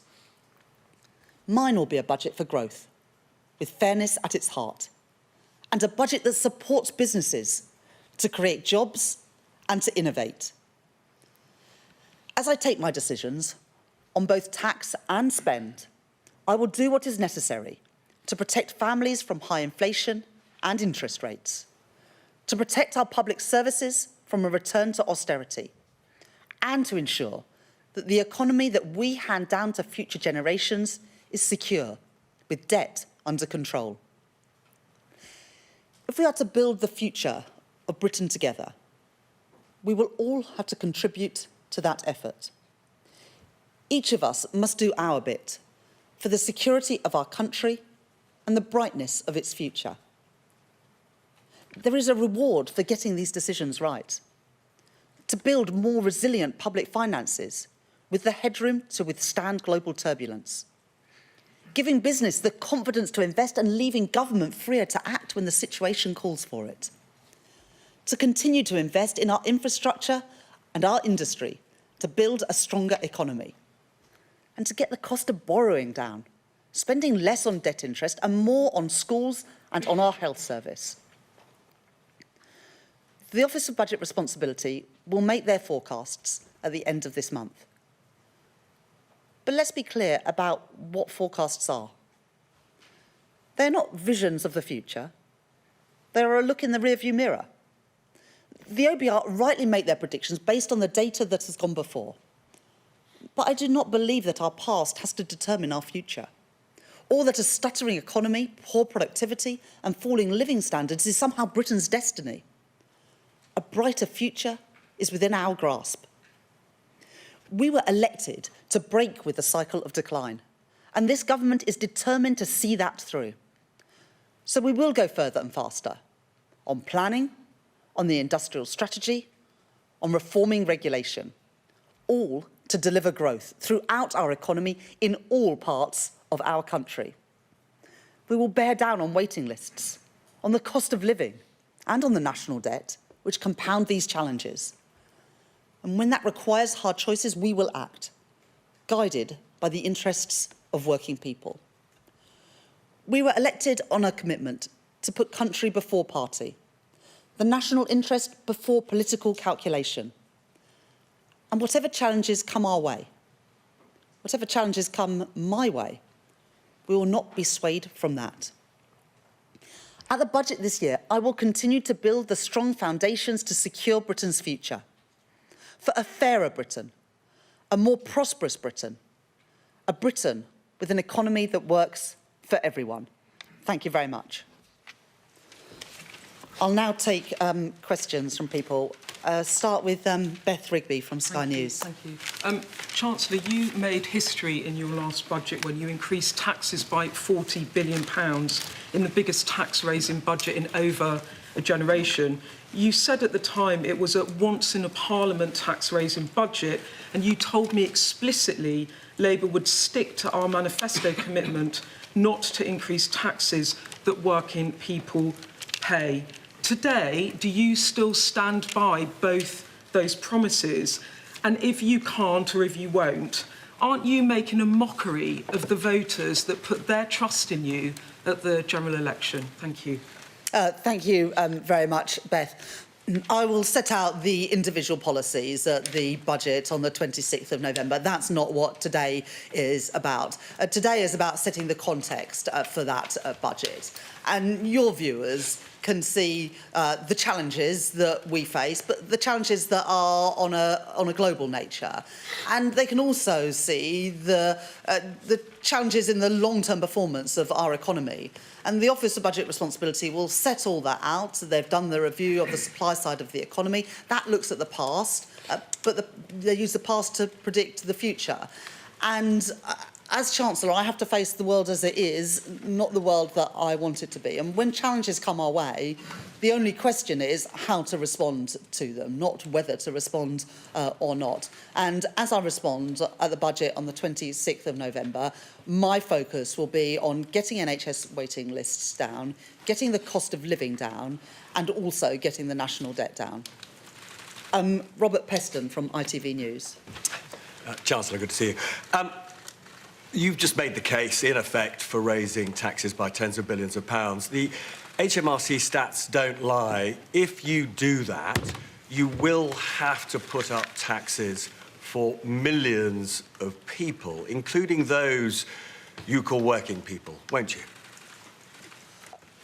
Well, today is not about individual choices. They will be set out in the usual way in the budget. But what I want people to understand as we go into that budget is the circumstances which we face, and that is circumstances of great opportunities for our country, for the reasons that I set out, but also big challenges.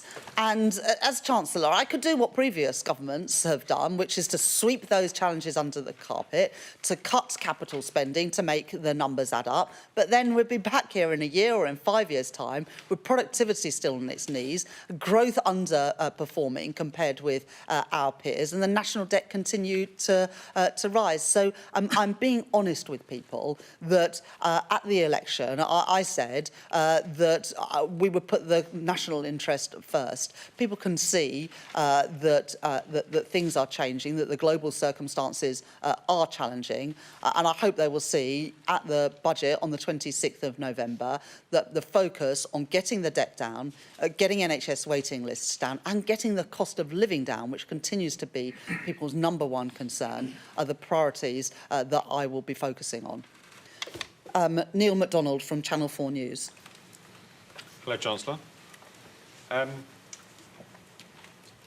Concerns about the OBR's assessment of productivity have been around for years and years and years.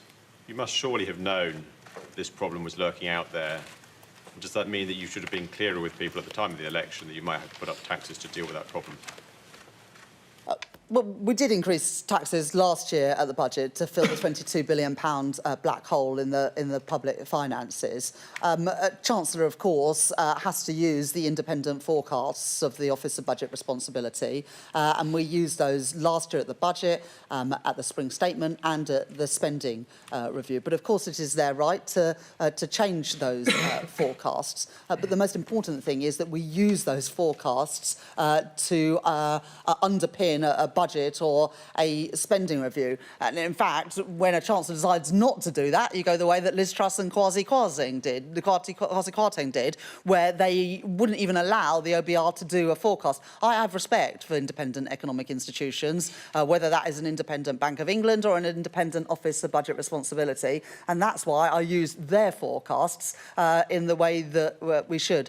But they will update, as we all know, their view about the supply side of the economy. They will set out the reasons for doing that and the reasons for their new assumptions on total factor productivity, the productivity predictions for the forecast. But forecasts are by their nature based on past data. I don't believe that the past is our destiny. I believe and I'm determined to defy those forecasts, but it is right that we use those forecasts to underpin our economic policy. Otherwise, I'm afraid it is the road to ruin, which is the road that Liz Truss and Kwasi Kwarteng chose, which is why we still have higher borrowing costs than every other G7 economy. That was not the case before that mini budget. I'm determined to bring those borrowing costs down and to bring our national debt down. So instead of spending £1 in every £10 of taxpayers' money on servicing our national debt, we can put that money to good use in our public services. Chris Mason from BBC News. Thank you, Chancellor. Chris Mason, BBC News. I've got your manifesto here from last year, and on page 21 it says explicitly that Labour will not increase taxes on working people, which is why we will not increase national insurance, the basic, higher or additional rates of income tax or VAT. What do you say to those who have listened to you this morning, and yes, they'll wait for your choices in a few weeks' time, but will say perhaps, crikey, it looks like the Chancellor's about to drive a coach and horses through either that promise or the promise from a year ago not to come back for more. And if I may, on last week's news, how did you manage to make such a mess of applying for a rental licence on your home, having championed the very policy yourself, and then managed to give one account to the Prime Minister, only to come back and have to give another one? Thank you. So I will set out the specific policy choices on the 26th of November, and that's the right thing to do. And we're going through that process and the iterative process with the OBR at the moment, with the forecast and different policy measures. What I want people to understand, and I think it is the right thing and the courteous thing to do, to explain those challenges, but also the principles that will guide me in confronting them. And that's what today's speech is about. You know, there would be a different route through this, as I said in a previous answer. I could say, as I said to Robert, and what previous Chancellors did, was, OK, we've got these challenges coming our way. The easy thing to do would be to cut investment in housing, to cut investment in energy security, to cut investment in our transport infrastructure. The reason we have such low productivity today, and the reason why the OBR are updating their forecasts, is because governments have done that for the last 14 years, and that's why we face so many of the challenges we face today. And I'm not going to be a Chancellor like that. I am going to put the country first. I'm going to put the national interest first, so that Chancellors in the future are not going to have to address the productivity puzzle. I don't think it's a puzzle, but the productivity problem that we face today. I'm going to take the long-term interests in our country's interest. And as I make those decisions, I am going to be laser focused on what I think are the key things for our country right now, and that is to get our debt down, because if we weren't spending £1 in every £10 on just servicing the debt, not even repaying it, but just on the interest costs, then we'd have more money for our NHS, or indeed money for tax cuts, getting NHS waiting lists down. We've already cut them by over 200,000 in the first year of this Labour government, but of course there's more to do with the waiting list is still more than 7 million, and to get the cost of living down, because interest rates and inflation, of course, are putting pressure on family finances in the same way that taxes put pressure on family finances. So I've set out the circumstances that I'm confronting going into this budget, and also the principles, and then people will be able to judge whether they think I've made the right decisions. I will argue that they are the right decisions in our country's national interest. Of course, it's the role of others to scrutinise, but for other political parties, it's their responsibility to put forward an alternative. And an alternative, not of fantasy economics, like what we're hearing at the moment from Reform and the Conservative, but serious plans, because that's what these times demand.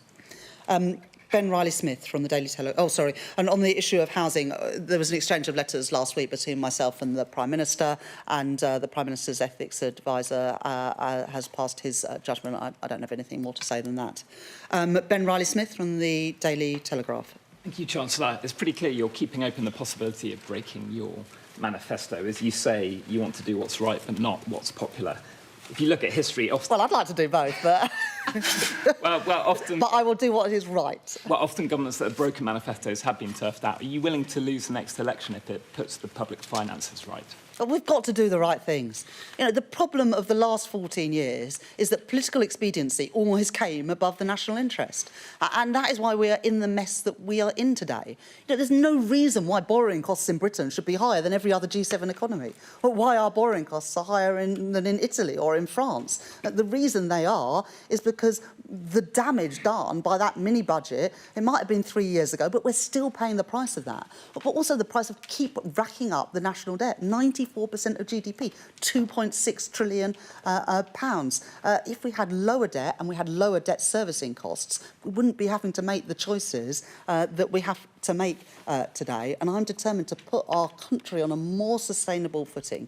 Public finances that are under control, public services that are properly funded, and yes, with a focus on fairness and on growth, because in the end, growth is the best way out of the challenges that we face. I set all that out, but if you're asking me what comes first, the national interest or political expediency. It's the national interest every single time with me, and that's the same for Keir Starmer too. Pippa Crayer from The Guardian. Hello, you said that Labour has fixed the foundations, but how can this be true when you need to come back now to make this pitch-rolling speech for more taxes in the budget? And how important is it to you that when politicians make promises to the British people that they stick to them? So we did fix the foundations last year. We filled the £22 billion black hole in the public finances. We provided a vital injection into our public services. But crucially, by changing the fiscal rules to separate out day-to-day spending and capital spending, we were able to put an additional £120 billion into capital investment to improve our energy security, to build new rail and road infrastructure, to build the housing we need, and also the digital infrastructure that our country needs. But I think that everyone can see that this year has thrown further challenges our way. Britain is not unique in that respect. The impact of tariffs, of global uncertainty, weighs on countries around the world. And at the same time, the OBR are choosing this moment to update their forecasts on productivity. Now, I am determined to beat those forecasts, but you have to respond to the independent forecasts that are presented, not just your view of what the future will look like. As I said in the answer to the previous question, if you ignore those independent forecasts and sideline independent economic institutions, what we'll have is higher interest rates and higher inflation. Well, we've had that playbook before, and it was a disaster, and it's not one I'm going to repeat. And sorry, and well, I think it is important that people are honest, and I think, as I said, everyone can see that this year has thrown many more challenges our way. It would be possible to, cut capital spending, to change the fiscal rules, to make the numbers superficially add up. But I'm not convinced that would be the right thing for our country. And so I have to respond to the world as it is rather than the world I might want to be. And I believe in the end that the public will respond better to doing the right thing than to just doing the expedient thing. Abigail Foster. How can you bring about hope to the young generation who can't get jobs, can't get houses, and are seriously worried about the upcoming budget? Yeah, well, I think it's a good challenge. On housing, we are determined in this Parliament to build 1.5 million new homes, with a good chunk of those social and affordable housing, because home ownership went backwards over the last few years, and I want more young people and more families to be able to get on the housing ladder and realise that dream of home ownership. But there's another sort of deep problem, which is that 1 in 8 young people are not in education, employment or training. And that's why we're introducing a youth guarantee to ensure that all young people have those opportunities that perhaps we took for granted, but for too many people today is not the reality. So I recognise that young people, through the pandemic, through the cost of living challenges, have borne a particularly hard burden. And that's why we're putting more money into FE, into apprenticeships, and through this youth guarantee, as well as the house building programme, which I hope will enable more young people to buy a home of their own. Cameron Smith. Morning. If taxes are to rise in the budget, how can you assure that this money will be well spent and that taxes may come back down if the economy recovers? Yeah, no, exactly. And we already, in the spending review, announced £14 billion of efficiencies in public services, cutting consultancies, reducing the number of quangos and regulators, reducing the size of the civil service, using technology much better in the delivery of public services, which, to be honest, has been pretty woeful, what we inherited. So making those changes to ensure that we get value for money, and also things like appointing the COVID Corruption Commissioner to get money back from contracts that didn't deliver under the previous government and putting that money back into our frontline public services.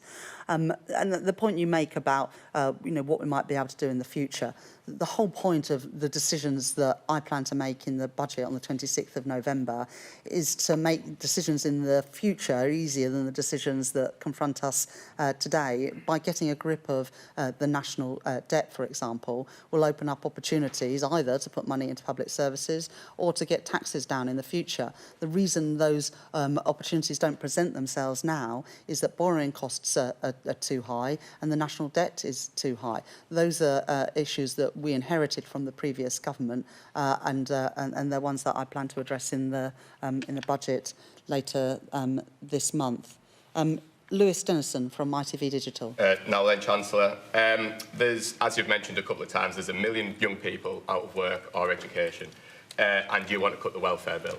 Nigel Farage has said anxiety shouldn't be an eligible condition for claiming benefits. Do you think anxiety should be an eligible condition for claiming benefits? Well, I think that it's in the end up to health practitioners to decide and to make those decisions. We do know that there are many young people who are struggling with mental health, particularly since the pandemic. And if we go back and remember the burden and the toll that the pandemic put on young people who, during what should be those years where they develop those friendships and those bonds and social skills, they were trapped in their home on Zoom. And I think that we should all recognise the huge toll that the pandemic put on them more than anyone else in society. But that's why I believe we need to give more opportunities to young people.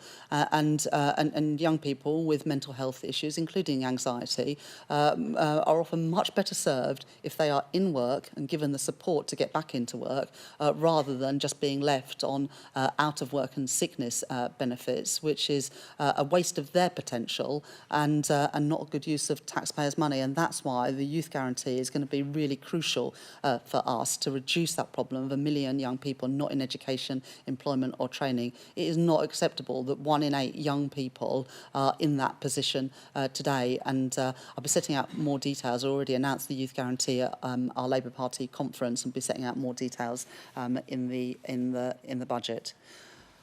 I'll take a couple more questions. Ryan Saby.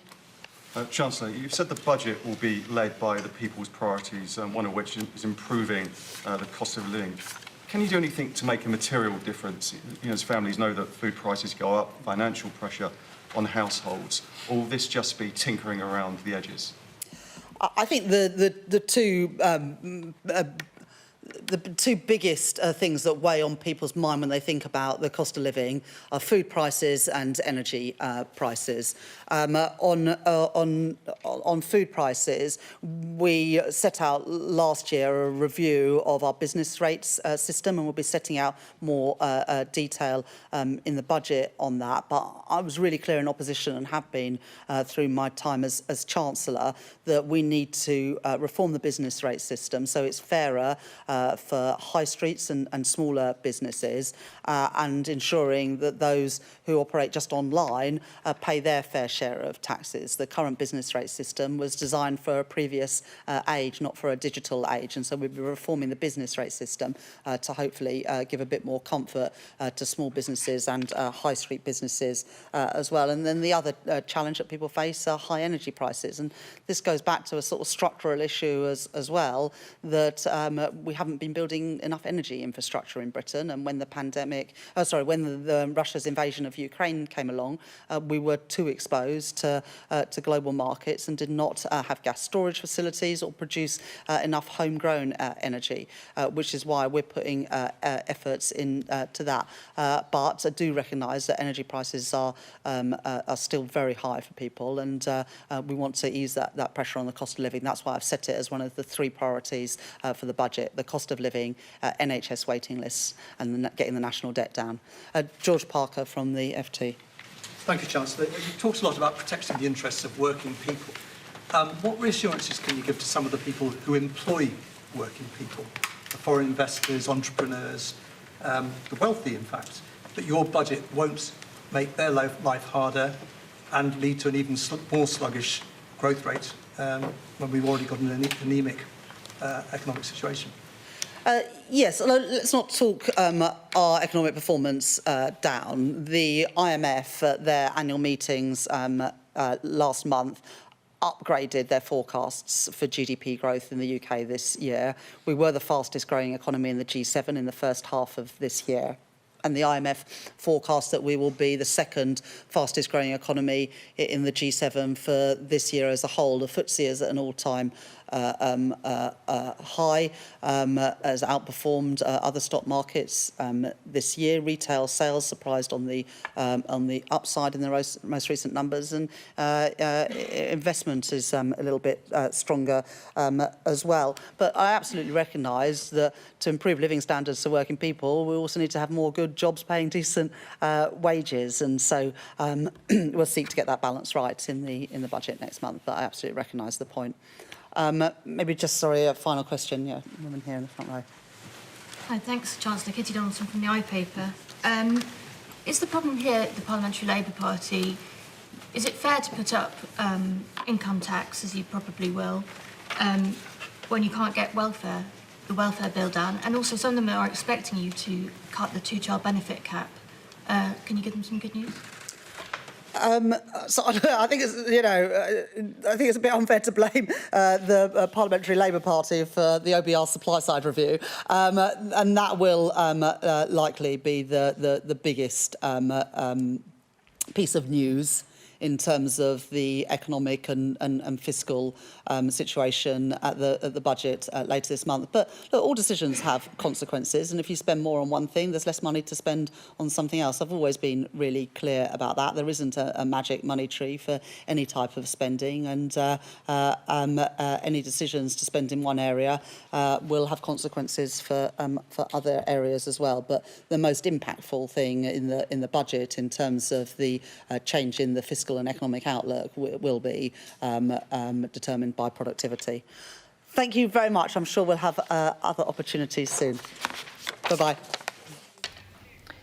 The Rachel Reeves there, the Chancellor, giving a speech ahead of the budget, an unusual speech. This is all a massive pitch role to try and effectively use a megaphone to tell the public who might not be aware that tax rises are coming. So she said that she had three main priorities: the cost of living, NHS and reducing debt. I actually thought where we perhaps learned the most was when she sidestepped the question put by our very own Beth Rigby, asking her to repeat the manifesto commitments to not putting up VAT, national insurance or income tax, and she didn't, which suggests one of those things is coming. Yeah, I mean, the other, not to be cynical, take is, did we learn anything new at all in that 45 minutes, which I think is something we want to get the perspectives of from our two political experts here. Tamara and Sam are both around the desk, along with Sophy and I. Sam, just joining us fresh for this, what's your quick take? Look, Rachel Reeves in 3 weeks has got to do the biggest U-turn it's possible for a Chancellor to do, one that would leave a lot of Chancellors out of their job if they had to do. She said there wouldn't be tax rises less than a year ago. Now there are going to be mega tax rises. They can't drop from the sky. The purpose of this morning was to satisfy a question that I think has been troubling in the Treasury, that although they've told us and signalled to us that there are tax rises coming, the public don't know. The public aren't aware that the Labour Party are going to have to come back for more. So she's trying to tell them in a way that they might... one person in the Treasury told me last night they are desperate for people to watch this today.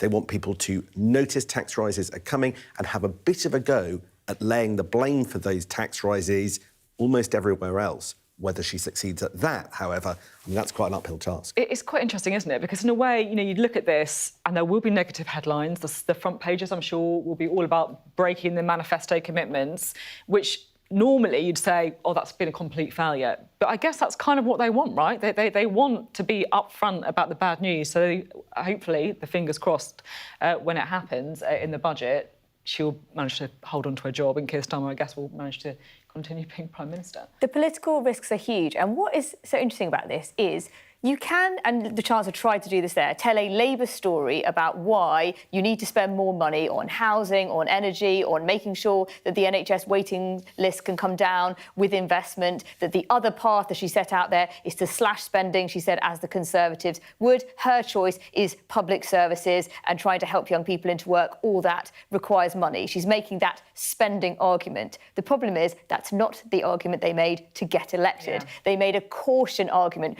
You can trust us with your money. The whole election campaign was about that caution. We could raise taxes, but we're not going to because we know that we need to gain your trust with the finances. They come in, immediately cut winter fuel allowance, pretty small in comparison to what we're expecting at the end of this month. And people were shocked. That's not what they were told when they were elected. And if this is what we believe it is to be a major U-turn coming on taxes, whatever the economic arguments for it, even if many people employees are not worse off because, for example, they may increase income tax but cut national insurance. She may, even if she's able to tell people you won't be paying any more tax, the cost of living is easing.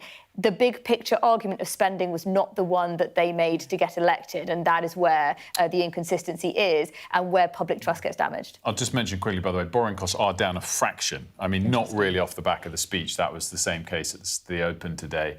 But either way, the last month has been an improvement in the borrowing cost picture for them. Sam, I guess we've got sort of a minute left. This kind of final question I have on this is the message getting tiring for the voter when you hear that this was because of the previous government, when we're now 30% of the way through this parliament, 18 months into a 5-year term, and when they say, I put the finances on a firm footing last year, and yet you're coming back for more. Is that working on voters or not? 30 seconds. Sorry. Look at this. Why don't you answer it? What do you think the answer is? I tell you what, for this vote is getting tiring. I think that there's...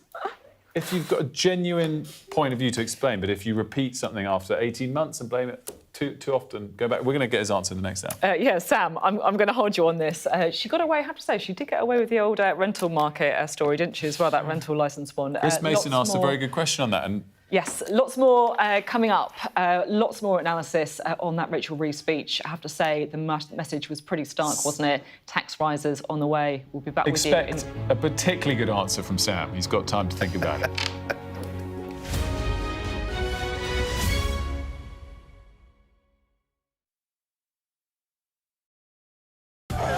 I saw police being forceful, pushing young men and women to the ground as they made almost 100 arrests.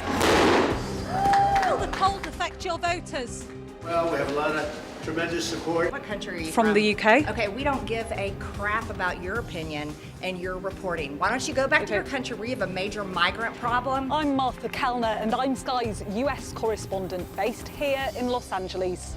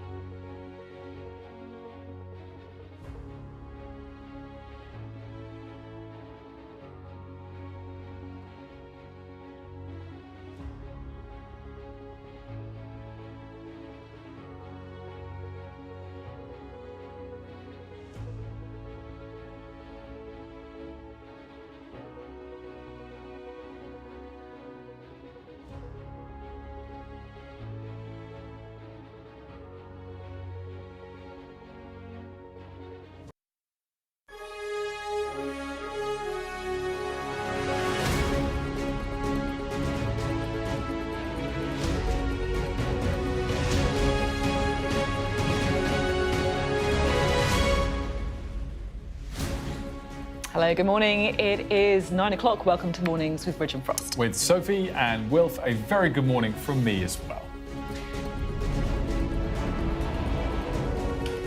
Chancellor repeatedly fails to rule out breaking their manifesto pledge not to raise national insurance, income tax or VAT. We'll pick apart what we heard from Rachel Reeves and hear what the Tories think in just a few minutes. Questions for the police after the Huntingdon train attack suspect was linked to 3 other knife crime incidents, including one involving a 14-year-old boy. Are graduate licences the answer to ending young deaths on our roads? We hear from one mother whose teenage son was killed in a car crash. Our lives are changed beyond belief. And for what? To implement something that they say restricts teenagers. Death is restrictive. Later, we'll be joined by Sheffield Wednesday supporter Lord Blunkett as the club prepares for a £10 million takeover bid. Looking forward to his views on that speech as well from Rachel Reeves. Plus, David Beckham finally gets a knighthood for services to sport and charity after quite a long wait.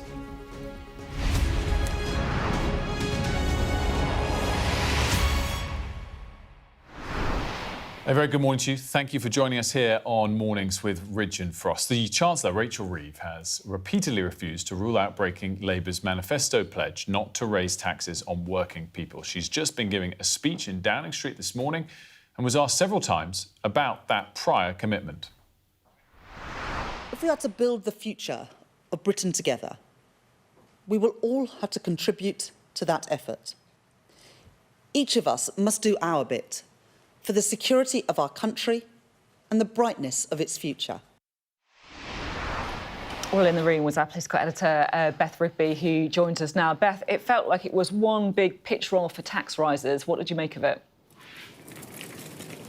Oh, it absolutely was, Sophie. And that grab, that extract that you've just played out, for me, that was really the key moment of that speech when the Chancellor said we're all going to have to play our part, pitch rolling, as you said, the possibility of big tax hikes coming in the next few weeks. And she really there was outlining her argument as to why she's going to make the choices that she is going to make. The other bit that stuck out for me in that speech was she said, I'm not going to return to austerity. I'm not going to return to, as she put it, reckless borrowing. That will take our country backwards. I'm not here to be popular, she said. I'm here to do the right thing. So she's really pitch rolling here, these giant tax rises. But look, it goes back to the golden thread, as Harriet Harman put it to me the other day on our podcast, about the relationship, the compact between voters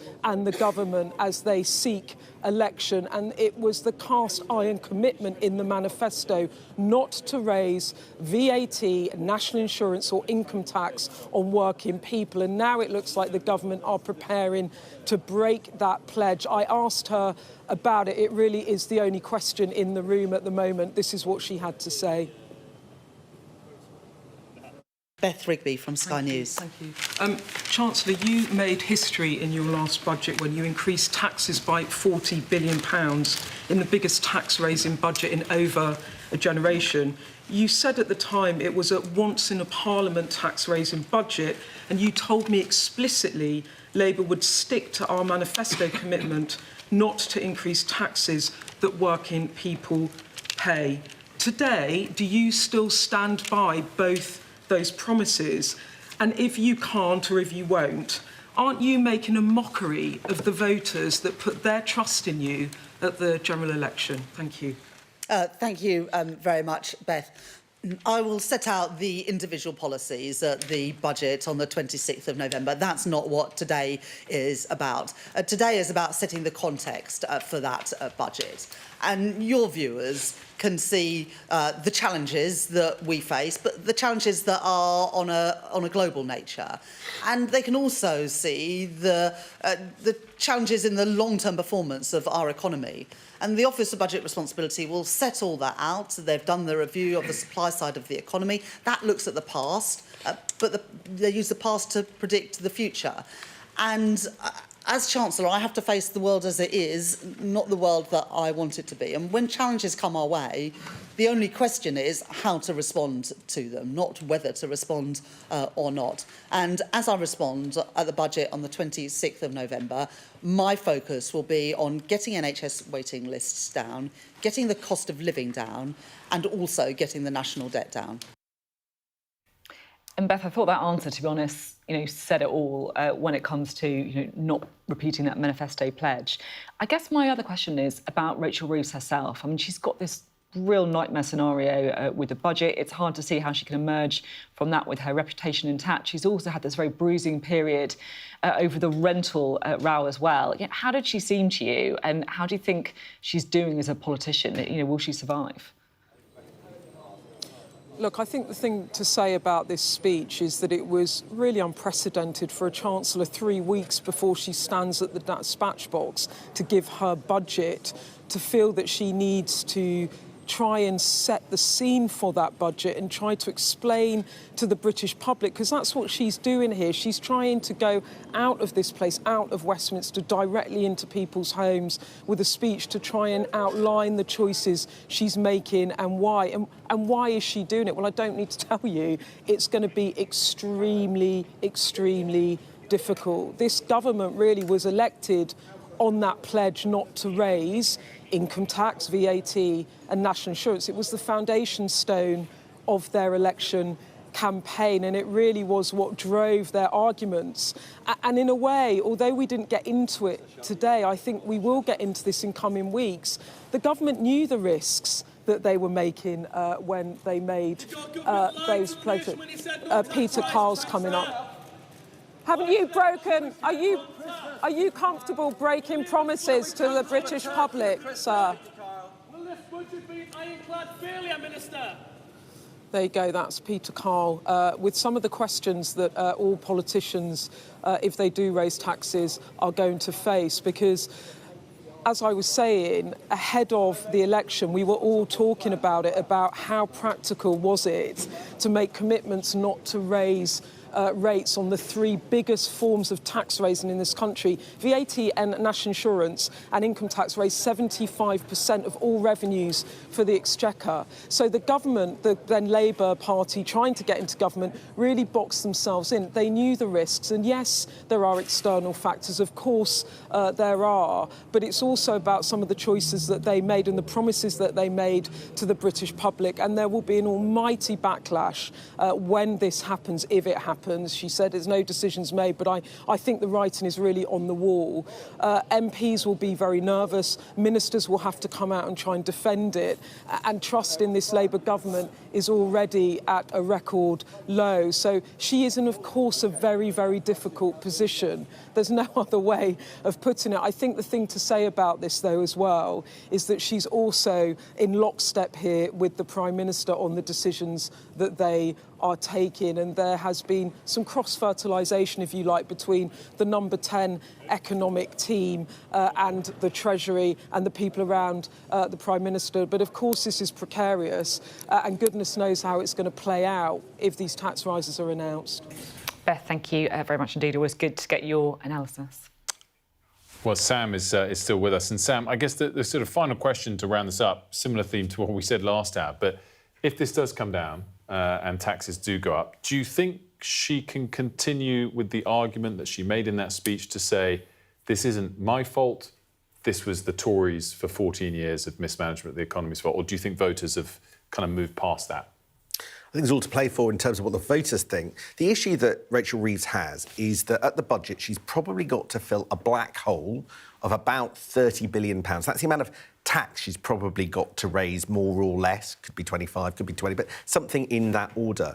And when you look at why it's £30 billion, the different component parts of it, quite a lot of those component parts can't really be laid at the door of the Conservatives, or even Brexit or austerity. Take one, choices that they are making on policy. They are having to fill in the hole left by the fact that they couldn't convince their own MPs to back welfare changes. They're having to fill in a hole because they're going to reverse the two-child benefit cap. They've got a hole because they're having to reverse the winter fuel payment cancellation that they made. They have got a hole, yes, because of the productivity downgrade. Maybe some of that has a long tail politically, but there are other factors more recently that offset it. This is a complicated argument. I would not bet on her winning it because part of it, at least, just factually isn't really true. Sam, as always, fascinating stuff. Thanks for that, Sam, summing up his thoughts on that Reeves speech there.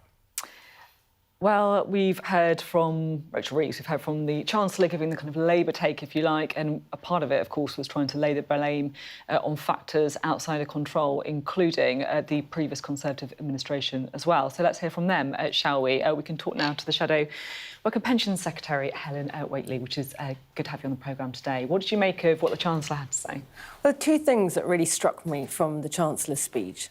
The first was that she was trying to blame everybody else but herself for the situation she's got our economy into. She was trying to spray blame all over the place when the fact is the situation we're in is a result of her bad decisions. The bad decisions she made at the last budget, the jobs tax that she put on, the way she hit growth, the way she hit the economy, the way she drove up cost of living. I mean, you can clearly say that some of these factors are due to that budget, but look, she is right to point out some longer-term issues on, like, productivity growth for, like, a decade or whatever, right? The truth is somewhere in the middle. We know there's a long-term productivity challenge, but the fact is the situation she's in now is a consequence of her decisions, her bad decisions at that last budget, which everyone knows have hit growth. And she failed to get public spending under control. The other thing that really struck me from her speech was she talked again about making welfare savings. The government should make welfare savings, but she's totally out of touch with her party and even her welfare secretary on this point. Just last week, the government ruled out making savings to sickness benefits, and the welfare secretary wouldn't even say the word savings. So she's talking about savings, but her party is not backing her on this. Well, look, we'll have to see what happens on welfare savings, because, as you say, the messaging from, the Chancellor and many Number 10 seems to be that is on the table now. What do you think should do? Because, look, I'm very aware that we have these very party political discussions. Labour try and blame you try and blame Labour, and the viewers left there going, oh, my God, can someone just, be the grown-up in the room? What do you think should actually happen? Well, her problem is she doesn't really understand the economy and she doesn't understand businesses. What do you think should happen? Sorry, I totally do want to talk about that. I guess it's the contrast. So we've set out, Kemi Badenoch talked about this at our party conference, our plan for what we would do to build a stronger economy. So on the one hand, we would make £47 billion worth of savings to public spending, and we'd be able to do two things as a result of that. One is to bring down the deficit. That's really important. Stop passing on those high costs to future generations. And the second is to start making tax cuts. We talked about cutting stamp duty. We talked about cutting business rates. Those things would lighten the tax burden for people and would start helping with economic growth, which is so important to get us in a better position. Because it's easy to say we'll cut spending and have tax cuts as a result, but what spending are you going to cut very quickly? So it's not easy to say that. So that's why we said 47 billion, including 23 billion of welfare savings. That's where I've been doing the hard work, looking, for instance, at this huge growth in sickness benefits for people with common mental health problems like anxiety. That's one area where we have said, Nigel Farage has picked up on this, we have said you can make savings there. The government should make savings there. Good for the country's finances, but also better for the people who are finding themselves on benefits when they could be in work. OK, great to have you on the programme. Thank you very much, Helen Whately there. More reaction as well from that Reeves speech towards the end of this hour. Now, we often hear the awful statistics about young road deaths in the UK. Today's male drivers aged 17 to 24 are 4 times more likely to be killed or seriously injured than all drivers aged over 25. And look, the sadness is behind every one of those hundreds of road deaths is a person and a family that they left behind. And this morning we heard from Naomi Crane, who lost her teenage son in a car crash. The driver of the car that Sonny was in was a female, and I think boys get a really bad deal in this. It's always all their boy racers or this, that and the other. She was a young girl. She'd had her licence for 24 days, and she in her words, lost control of the car. You know, we're giving them killing machines. You know, you go from having lessons where it's turn left at the next roundabout, or, you know, put them in a car with their mates who are boinging around, playing music, chatting. It's a recipe for disaster. Have you and the other campaigners in this area had much engagement with the government on it? They're disinterested. It's a popularity contest, not, you know, and they just like to quote statistics. Well, Sonny isn't a statistic, he's my son. You know, and you can't comprehend the devastation. You know, for myself, my husband, his 3 siblings, his half-brother, you know, our lives are changed beyond belief. And for what? To implement something that they say restricts teenagers. Death is restrictive. It's about giving them their freedom and letting them live long enough to enjoy it. It's 6 months of your life. I know when you're young, that feels like forever, but it's not forever. Incredibly brave Naomi Crane there. And Dan's with us, as you can see, as well, because, Dan, all morning we've been talking about this push from campaigners like her.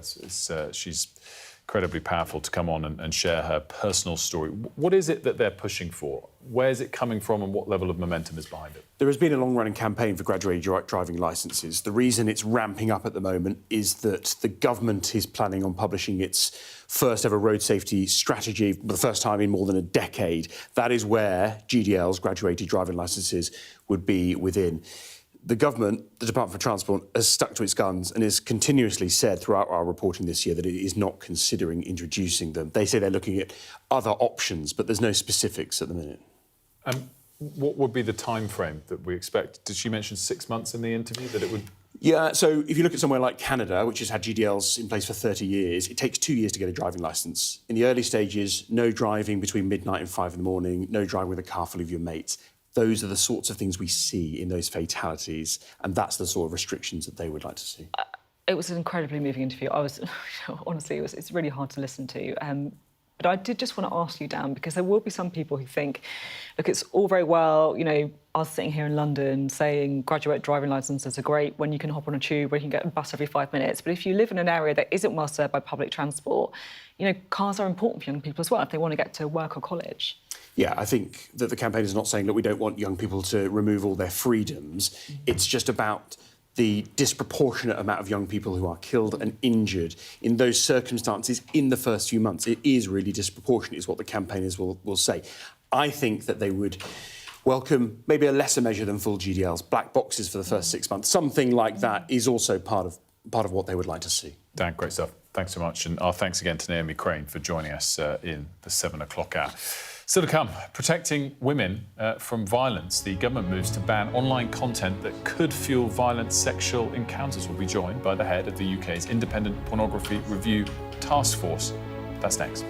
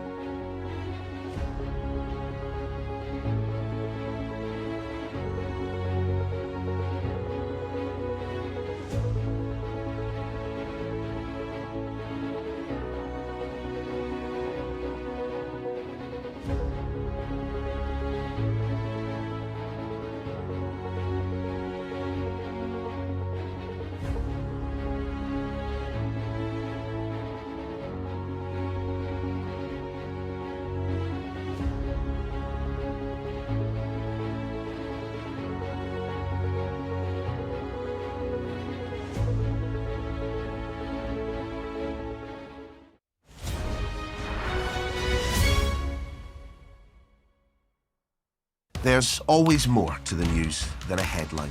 We want to discover, to delve a little deeper, to find out what's really going on. Explanation, analysis, the people at the heart of every story.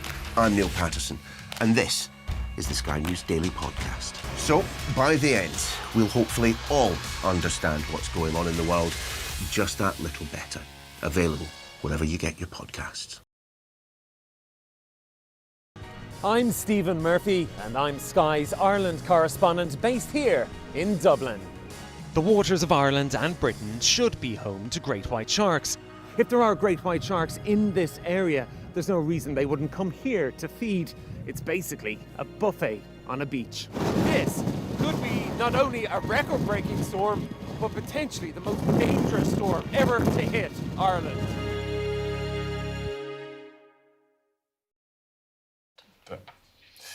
Welcome back. Well, of course, we've been bringing you reaction to that speech from Chancellor Rachel Reeves over the course of the last hour. We just got a tweet from the Shadow Chancellor, Mel Stride. He said, "This was an emergency speech from a Chancellor panicking about the speculation she's fueled. All Rachel Reeves has done is confirm the fears of households and businesses that tax rises are coming." It's quite a long tweet. He goes on to say, every time the numbers don't add up, Rachel Reeves blames someone else, but this is about choices and the Chancellor's refusing to take responsibility for her own poor decisions.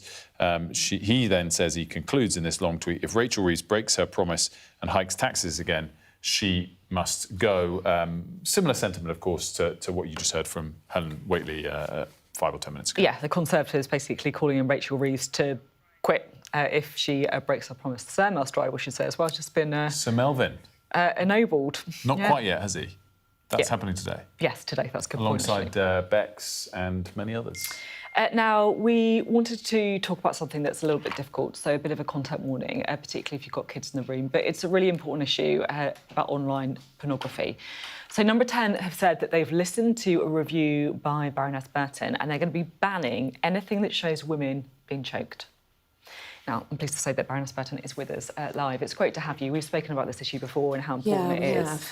And I know that you spent an awful lot of time looking into this, which must have been pretty difficult yourself. Oh, my goodness. If I, you know, the only reason I keep going is because I feel so strongly we've got to do something about this. But frankly, if I never have to talk about porn again, I'd be a happy woman. But it's really good news today that they've announced that they're going to ban strangulation porn. And strangulation, I mean, it sounds obvious, but just to explain why this in particular is so important, it's because it's dangerous, right? It could be life-threatening. It's so dangerous. There is no safe way to strangle someone. It's actually the biggest cause of stroke in young women under the age of 40. It has real-life consequences. So that's obviously the reason why it absolutely should be outlawed. But the other reason is that it's one of the areas of where online pornography has really started to affect offline activity. And so there were so many reports and pieces of evidence put into our review that said that particularly young women, nearly 40% of young women have been strangled in sexual activity, expect to be strangled. I mean, that's crazy. But unfortunately, it's the sort of it's the beginning of change rather than just the end of. It's almost one of those things when you see it announced, you wonder why it hasn't been done before. Are there other areas of pornography that are out there widely and allowed and legal at the moment that you also think should fall under this category? Yeah, 100%. So you've got this ridiculous situation, in my view, where the offline pornography rules and regulation is governed by a different set of rules to the online. So you've got easy access to online porn, free to view online porn, and it's governed by rules that a vast majority of the pornography that you can see online actually would be illegal offline. Offline, so that means that offline means like magazines. Yeah, DVDs, magazines. The like BBFC do a very good job at regulating, you know, content. They have a very strong set of guidelines that say degrading, abusive content that could recreate child sexual abuse, for example, or encourage an interest in child sexual abuse, completely, you know, would not be legal for distribution. However, in the offline world, there is not that law in place, and that's what we are going to try and amend in the crime and policing bill. But that, I mean, that is absolute madness. Where does that stem from? stem from that free speech is sort of more protected online, or no, what? It's not. I mean, look, obviously we have to be very clear to disaggregate it from free speech, because obviously it's certainly not anything to do with free speech. What it is, I'm afraid, is the porn industry, because it is a free-to-view business model. They are getting a lot more money for more extreme content. So it sort of pays for the model and for the content to get more and more extreme. So we've ended up in this place where you have content that would have been so shocking 10 years ago is really quite normal. Oh, this is the thing that I genuinely am really concerned about, because what we have a generation of young people, and I'm including boys in that as well, by the way, not just girls, who are growing up online. Probably the first, like learning about things like sex online. Yeah. We didn't have this in our generation. I feel that that came along later for us. And what kind of impact do you think we're seeing? Well, I think there's the Children's Commission has done amazing work on this, and obviously we all have to hope that age verification will help. But I think for older children, you've got to sort of accept that they're still going to find ways to see it. Yeah. There is content that before they've even had their first physical kiss, they have seen rape sex, they've seen incest sex, and they've seen strangulation sex. Is rape sex not legal? If it was actually a rape, yes. But depictions, you can go very, very close to the wire on it. Really? I mean, for example, just sort of, I realise that we're on 9 o'clock, so I've got to be careful, but you can easily get titles that talk about killing women. Yeah.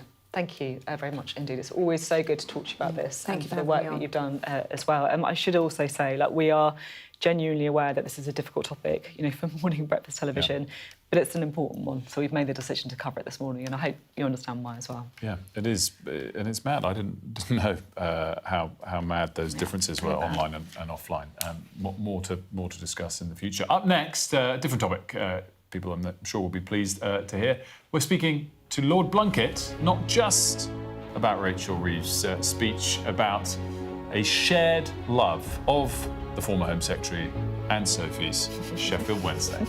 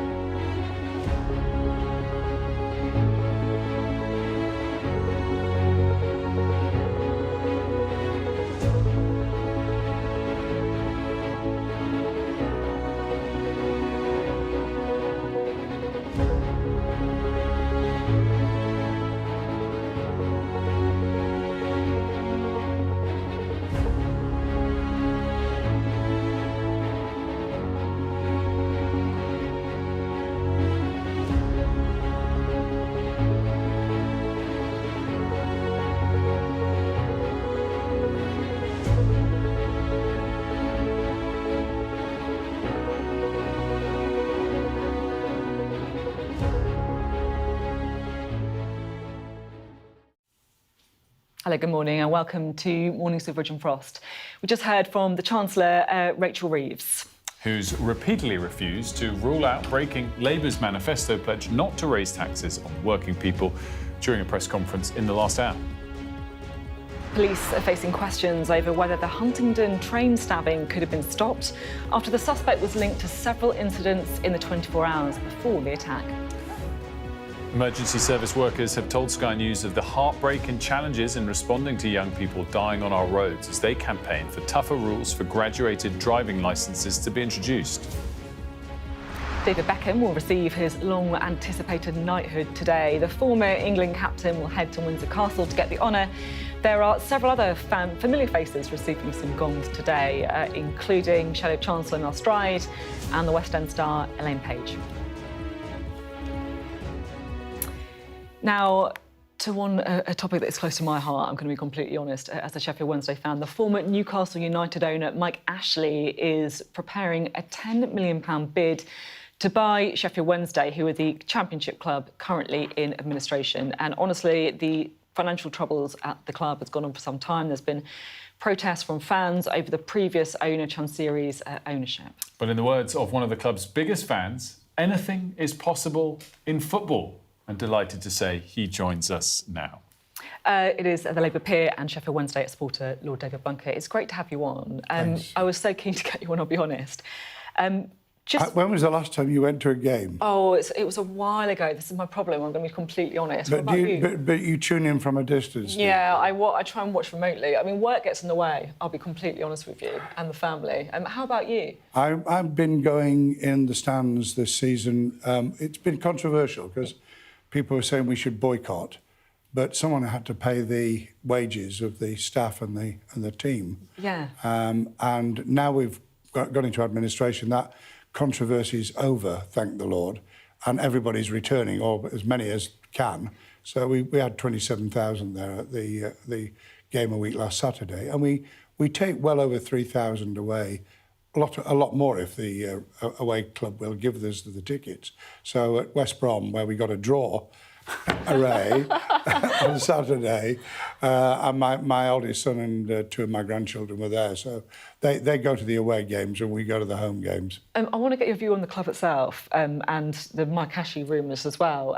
But just briefly, you wrote this incredible piece about what it's like watching football being blind and how you went, I think, was it 4 years old when you saw I was your four, first? my dad sat me on the wall behind the goal at the Cop End. You could do that then, listening to the goalkeeper swearing at the fullbacks. You know, it was addictive, and I've been hooked ever since. I get a commentary over the earphones from the in-house team, but I also have my wife and boys alongside. So if the commentator loses the plot, I've got someone to tell me what's going on. But the atmosphere is the big thing, and that's what has been lacking, obviously, until a week last Saturday when people came back into the ground. The atmosphere actually was wonderful. Yeah. It reminded me of you'll know this, are you a football supporter? I am indeed, and I'm owed an Arsenal segment by Sophy because we're doing a Sheffield Wednesday. Well, you don't need an Arsenal. No, they get enough attention. I mean, those gosh, 6 my points seat clear is out Yeah, the top of the Premier League, you know. Do you see? Give us a break. Yeah, exactly. But yeah, his seat's just dropped. I like that. Someone's like made him go down. Yeah. But do you remember, for the audience, forgive us for this, but this is a piece of nostalgia. May the 18th, 2023, Sheffield Wednesday seeking promotion back into the Championship. We lose 4-0 in the first leg at Peterborough. Everybody's written us off. Thursday night, 18th May, we get 4 goals. So it's 4 on aggregate. They score 5-4. We score 5-all. We go into additional time. They score. We score. It's 6-all on aggregate. We win 5-3 on penalty. I'll never forget it. It was amazing. It was one of the very few times I've been up after 1 o'clock in the morning. Can I ask you quickly about Mike Ashley? Because this matters not just for Sheffield Wednesday fans. I mean, I don't know, but I think 10 million's peanuts. What is needed is to meet the requirement of the Football League, which is you've got to pay 25p in the pound to all creditors. And then you've got to have the money to be able not only just to pay the wages, but to invest in the club for the future. The ground needs incredible investment. The training facilities really do need upgrading. And we need a long-term plan.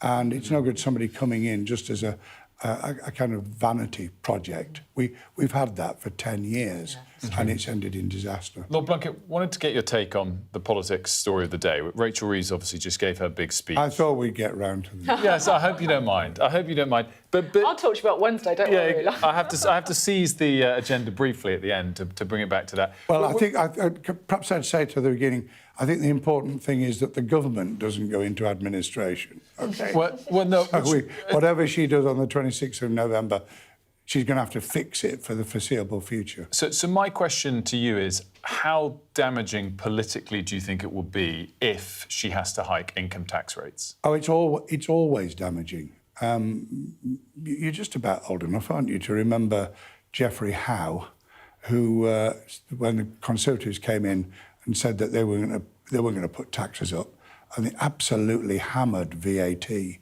it went up to 15%, then 17.5%, and now, of course, it's 20%. And that was temporarily very damaging because people have got low levels of trust anyway in politics. I don't know what she's going to do. I don't know whether it'll be income tax, whether she go for the higher rates or introduce an intermediate rate. I've no idea. But all I know is that we shouldn't panic. We never had, in my day, the Office for Budget Responsibility. Nobody tried to second guess what would be the budgetary situation in 4 years' time. And therefore, we didn't spook the markets, the financial markets, the bond markets, in the way that's happened at the moment. I mean, it is ludicrous that Britain should have higher borrowing rates on the bond markets than Greece. I mean, that is insane. There's no justification for it at all, but we're all kowtowing to it. Lord Blunkett, honestly, it's been such a pleasure, and you have an open invitation to come back to Ridge and Frost whenever. But not to talk about Arsenal. Well, yeah, don't worry, no one wants to do that. As long as next time it's not 90% Sheffield Wednesday, we've got to do it. Well, thank you very much indeed. Actually, I love the Sheffield Wednesday. And honestly, just very quickly, it's not just Wednesday fans. It is an issue with governance and football, across the board. Other fans have been terrific. Every game at home or away, the other fans have been really supportive. Great to see you, Lord Blunkett. Thank you. Thanks again. Thanks a lot. Now to the war in Ukraine now, and drones are becoming more prevalent as Russia increases attacks to overwhelm defences. But Kiev is fighting back with an anti-drone battalion using 3D printed devices. Our John Sparks has spent a night with a unit attempting to counter that threat. At the air defence outpost, the mood changed in an instant. With a Shahed approaching our location, the interceptor was prepared for launch.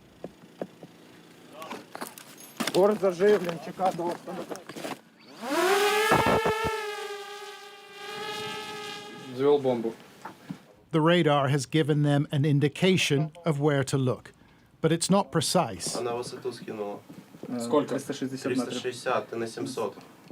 So they have to use the interceptor's thermal camera. The heat from the Shahed's engine should generate a speck or dot on the horizon. And a navigator called Magic spots it on the screen. The pilot, Pataha, maneuvers the interceptor behind the Russian drone. And as he moves in, he prepares to detonate his device. Шахед. Есть, отработали. It's going to be a busy night. They can hear one outside. They can hear it. Now they're looking on the radar. Ready to launch.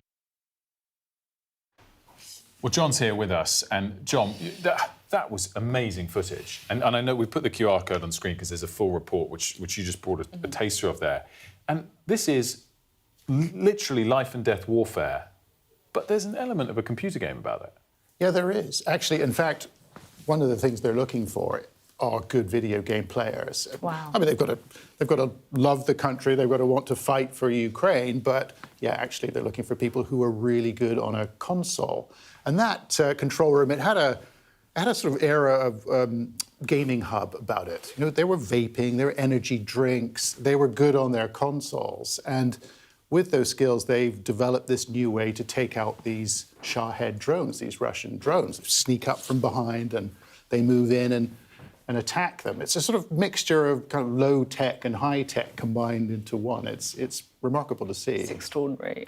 I just wondered if you could give us a bit of a picture on what's happening in Ukraine at the minute as well, because I feel like, I don't know what you think, Wilf, but we get a lot of the political spin from lots of people, the kind of diplomatic spin. But what is the reality with the war? There's a paradox at work, there's a contradiction. And the contradiction is that in many ways it's still a stalemate, it's deadlocked. The Russians make incremental advances, and they're doing so at the moment in an important city called Pokrovsk. But they make small advances at a huge cost in terms of men and equipment. On the other hand, everything has changed about the war. The way they are fighting this war has radically changed. Trench lines, they've gone. The drones now rule the sky. It means that people on the ground, they have to hide themselves in ruins and holes. And there are very few people now on the battlefield itself. I think it's unparalleled in human history. It's virtually empty. Is that helped Ukraine in the balance a bit? Because obviously Russia has way more men. And is it fair to say, you're talking about the control room and the console aspect of it, but they've developed a lot of really good technology in terms of what the drones can do in the sky as well? Yeah, they're really innovative. They've got this entrepreneurial culture. In fact, when they take down a Shahed drone, they get points, then they can go to the Ministry of Defense and they get extra money to buy stuff. So they're in competition with each other. They can adapt the drones themselves. I mean, there's no parallel if you compare it to Britain, where you need, you have a very small number of regulated suppliers there. It's completely different, completely entrepreneurial, and it has to be that way. The one problem with that is that the Russians are watching them. So when the Ukrainians innovate, the Russians will follow them 2 or 3 months down the line. So you've got this sort of high-tech arms race, digital arms race going on there. But it's pushing the boundaries of warfare as we know it. And I'm not sure we're fully across that yet. You see, this is so interesting as well, isn't it? As you say, it's almost like changing the situation on the ground for Russia and Ukraine, but we're redefining war, which we've seen, I guess, in a lot of the wars, historically as well. You get these advances in technology that change everything. I think you could ask, why are we buying tanks now when a $5,000 drone can blow one up? Why are we talking about fifth-generation fighters, 2 battleships? When drones are becoming a much more potent weapon. These are challenging questions. We're fighting the last war, basically. It's a fantastic report, fantastic exclusive footage, and thank you for bringing it to us. Make sure you go online to the Sky News website to check out more of it. Right, still to come, David Beckham will arise as Sir David later today. He's receiving his knighthood for services to football and to society. Some other great names in that list we'll discuss in a couple of minutes.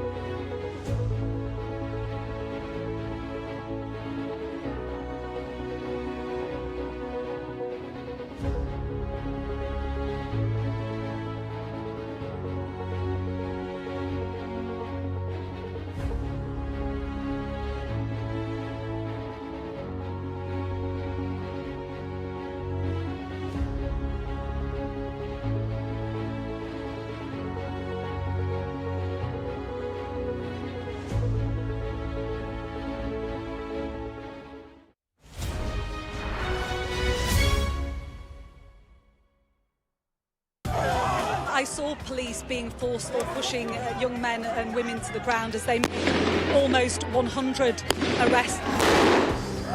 Will the cold affect your voters? Well, we have a lot of tremendous support. What country are you From the UK. Okay, we don't give a crap about your opinion and your reporting. Why don't you go back to your country where you have a major migrant problem? I'm Martha Kellner and I'm Sky's US correspondent based here in Los Angeles.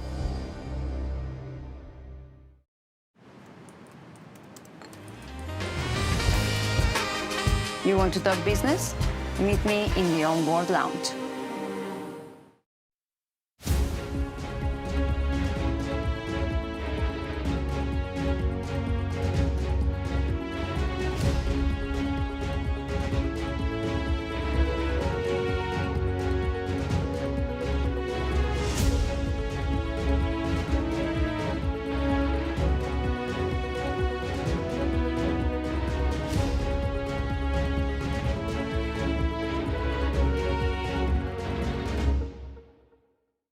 Flying minutes, fly better. Thank you. Hello, welcome back to Ridge and Frost. We've got a bit of breaking news to bring you now, which is why our very own city editor, Mark Kleiman's here.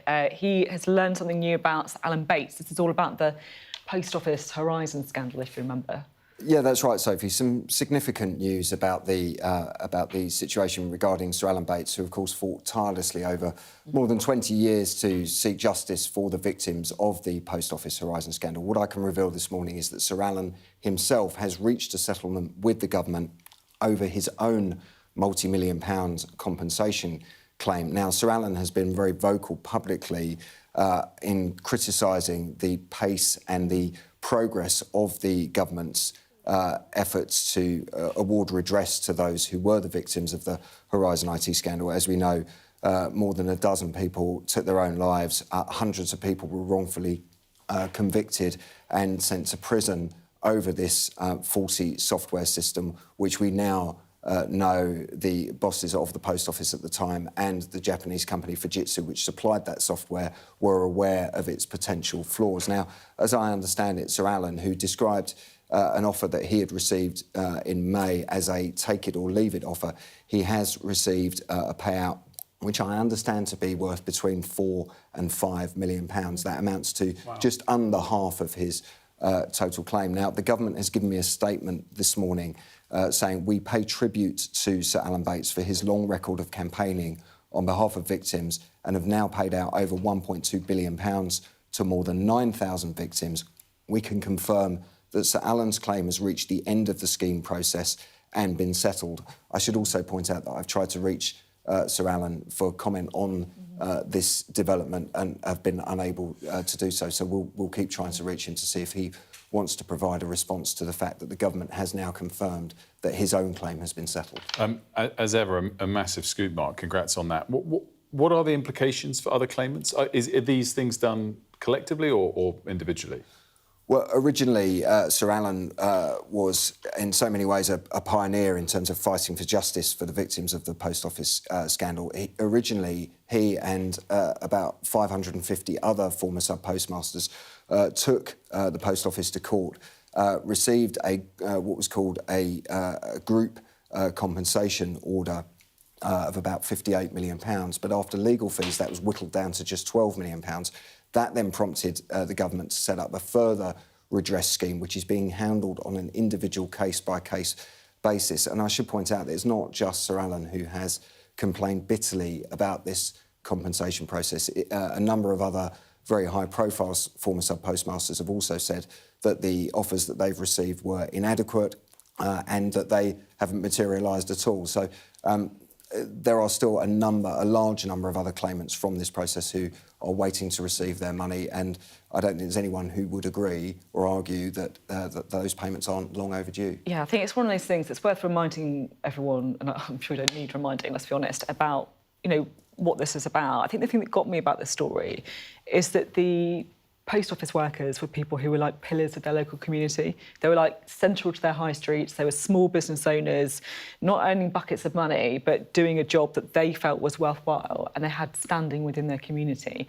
And I think that's why it kind of destroyed these people's lives so much.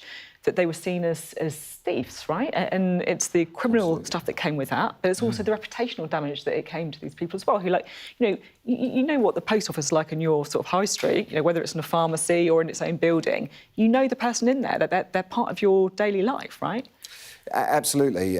Hundreds of people had their livelihoods destroyed, but as you say, they had their reputations within their local communities left in ruins. No amount of money obviously can repair that damage. But of course, as we see with this case involving Sir Alan, and I think it's worth pointing out that Sir Alan will probably receive the largest of any of the individual sums being paid out by the government in compensation over the Horizon scandal. That part I find really interesting, and I don't know all of the legals of this, but I can totally see how we'd all sit here and say he almost deserves more. Maybe many of the other postmasters would almost say that because of the leading role he's played to get to this point. But a settlement surely won't be based on who's been the most effective campaigner. It'll be based on the extent to which they were wronged. And in that regard, if you're saying this is going to be done equally, then the government might be having to pay £4 to £5 million to quite a lot of people. Yeah, don't forget, Wilfred, that the Post Office is a publicly owned company. It's subsidised by the state, and the Post Office's own finances have been in a pretty parlous state for a very long period of time. There's a new management team in place now which is trying to turn the Post Office's commercial performance around. But the government, as you say, is facing some pretty hefty claims. They say they've paid out over £1.2 billion to over 9,000 victims. And as I say, I suspect that Sir Alan's compensation payment will be the largest of the lot. Mark, thank you very much indeed. Mark Kleinman there with that breaking news on the Sir Alan Bates compensation package. Now, it's been a long time coming, but today, David Beckham will receive his knighthood at Windsor Castle. There's some great people actually getting knighthoods, as is often the case. I love Beck, so I'll put him top of the list. And I know there's been this long, drawn-out thing of whether we should get or not. I see him as a national treasure. Yeah, he's a great England captain. Yeah. And he's done a lot as well for charity. And I guess my view of why I think he deserves it so much is also when you look at the other lists of, not today, but sometimes people that get it. And in that regard, I always think he's well ahead of the list. It's no surprise you think he should, though, because you've got a bit of history about David Beckham, haven't you? Well, am I allowed to show this? Well, this. Am I allowed? Oh, I just did. Sorry. This is Wilf dressed up as David Beckham. Talk me through this. How old were you there, Wilf? Well, I was in my tragic ponytail phase, so I guess that was when I was 18 or 19. Just there, 19. Little tribute to David Beckham. I basically grew my hair because of him at that time. OK, fair. Well, I guess it shows what an icon he was, right? Everyone wanted to be him. Digging down about quite how tragic that period of... But it's not a bad outfit, is it? I've got, what's that can of beer in my hand? But this is a fancy dress party, but one that came at the right time for me. And there we go. There was my long hair. We should... anyway, congrats to David Beckham. We should mention some of the other names getting it. Gary Oldman. Yep. The actor. Yep. Famous for... Yep. I'm not hot on films, I'll be honest, but what I am hot on... Hold on. Gary Oldman. Go on, then. You talk to me about Gary Oldman. Well, he's got an Oscar for Darkest Hour, playing Churchill, political film. Yeah. Anyway, there we go. Roger Daltrey. See, all the ones I'm drawn to are kind of blockbustery names. The one that you are more culturally cultural. I genuinely am delighted about the fact that Kazuo Ishiguro, the author, has got a nod, because this is one of the, without being too cheesy, this is one of the authors that really speaks to me. He wrote Remains the Day, he wrote Never Let Me Go, these kind of novels and films for many people as well, which kind of touched my heart, if you like. He's someone from Japanese heritage, so he has this really interesting perspective on England, and I say England rather than Britain, actually, the kind of English culture. He's an inside outsider looking in on it, and he has that wonderful, I think, kind of reservation that many people in England do, that you see with Remains the Day, Clara and the Sun, another great book as well. People talking about emotions being slightly repressed. They're very, very moving, observed books, and yeah, I think I'm delighted at that one. Well, and there's some other names we'll both be well aware of. Penny Mordaunt, Melvin Stride. Yeah. Politicians, of course, who regularly appear on it. Claudia Wincombe and Tess Daly get MBEs. The other person I'm just going to give a shout out got MBE. It's been a good week for him. Luke Littler, the darts champion, because he's also passed his driving test. I know. Well done, Luke. With no minors. Yeah, absolutely no minors. First time pass, no minors. bullseye. I absolutely love that. I mean, no minors. That's actually really quite impressive. That just shows his accuracy. I think we've got the picture of him as well. It's coming, it's coming. Another picture of me. Embarrassing. Here we go, Luke Littler. Get in. First time and no minors from Luke Littler there. What a legend. I love that. What a week for him. I'd love to get him on the programme. He'd be a great guest. What a couple of years he's had. Right, that goes for all of the Knightheads that are coming up today. Just to wrap things up, let's bring it back to the news. Rachel Reeves, extraordinary speech. Sophie, your main takeaway from that? Tax rises are coming. That is the message that she wants to get across. It is a difficult message. It could be a reputation-destroying message, I'll be honest, because she promised us again and again and again that they weren't going to break the manifesto promises on those 3 big taxes. And now it looks almost inevitable that that's going to happen. And if that, of course, is true, there'll be a massive bit of political pain for the Chancellor, for the Prime Minister to come after the budget. Will the economic impact, though, allow them to get through it afterwards? Well, more of those questions answered by Gareth Barlow on Sky News today after this short break, and he'll also have more post-office reaction from that Mark Kleinman exclusive.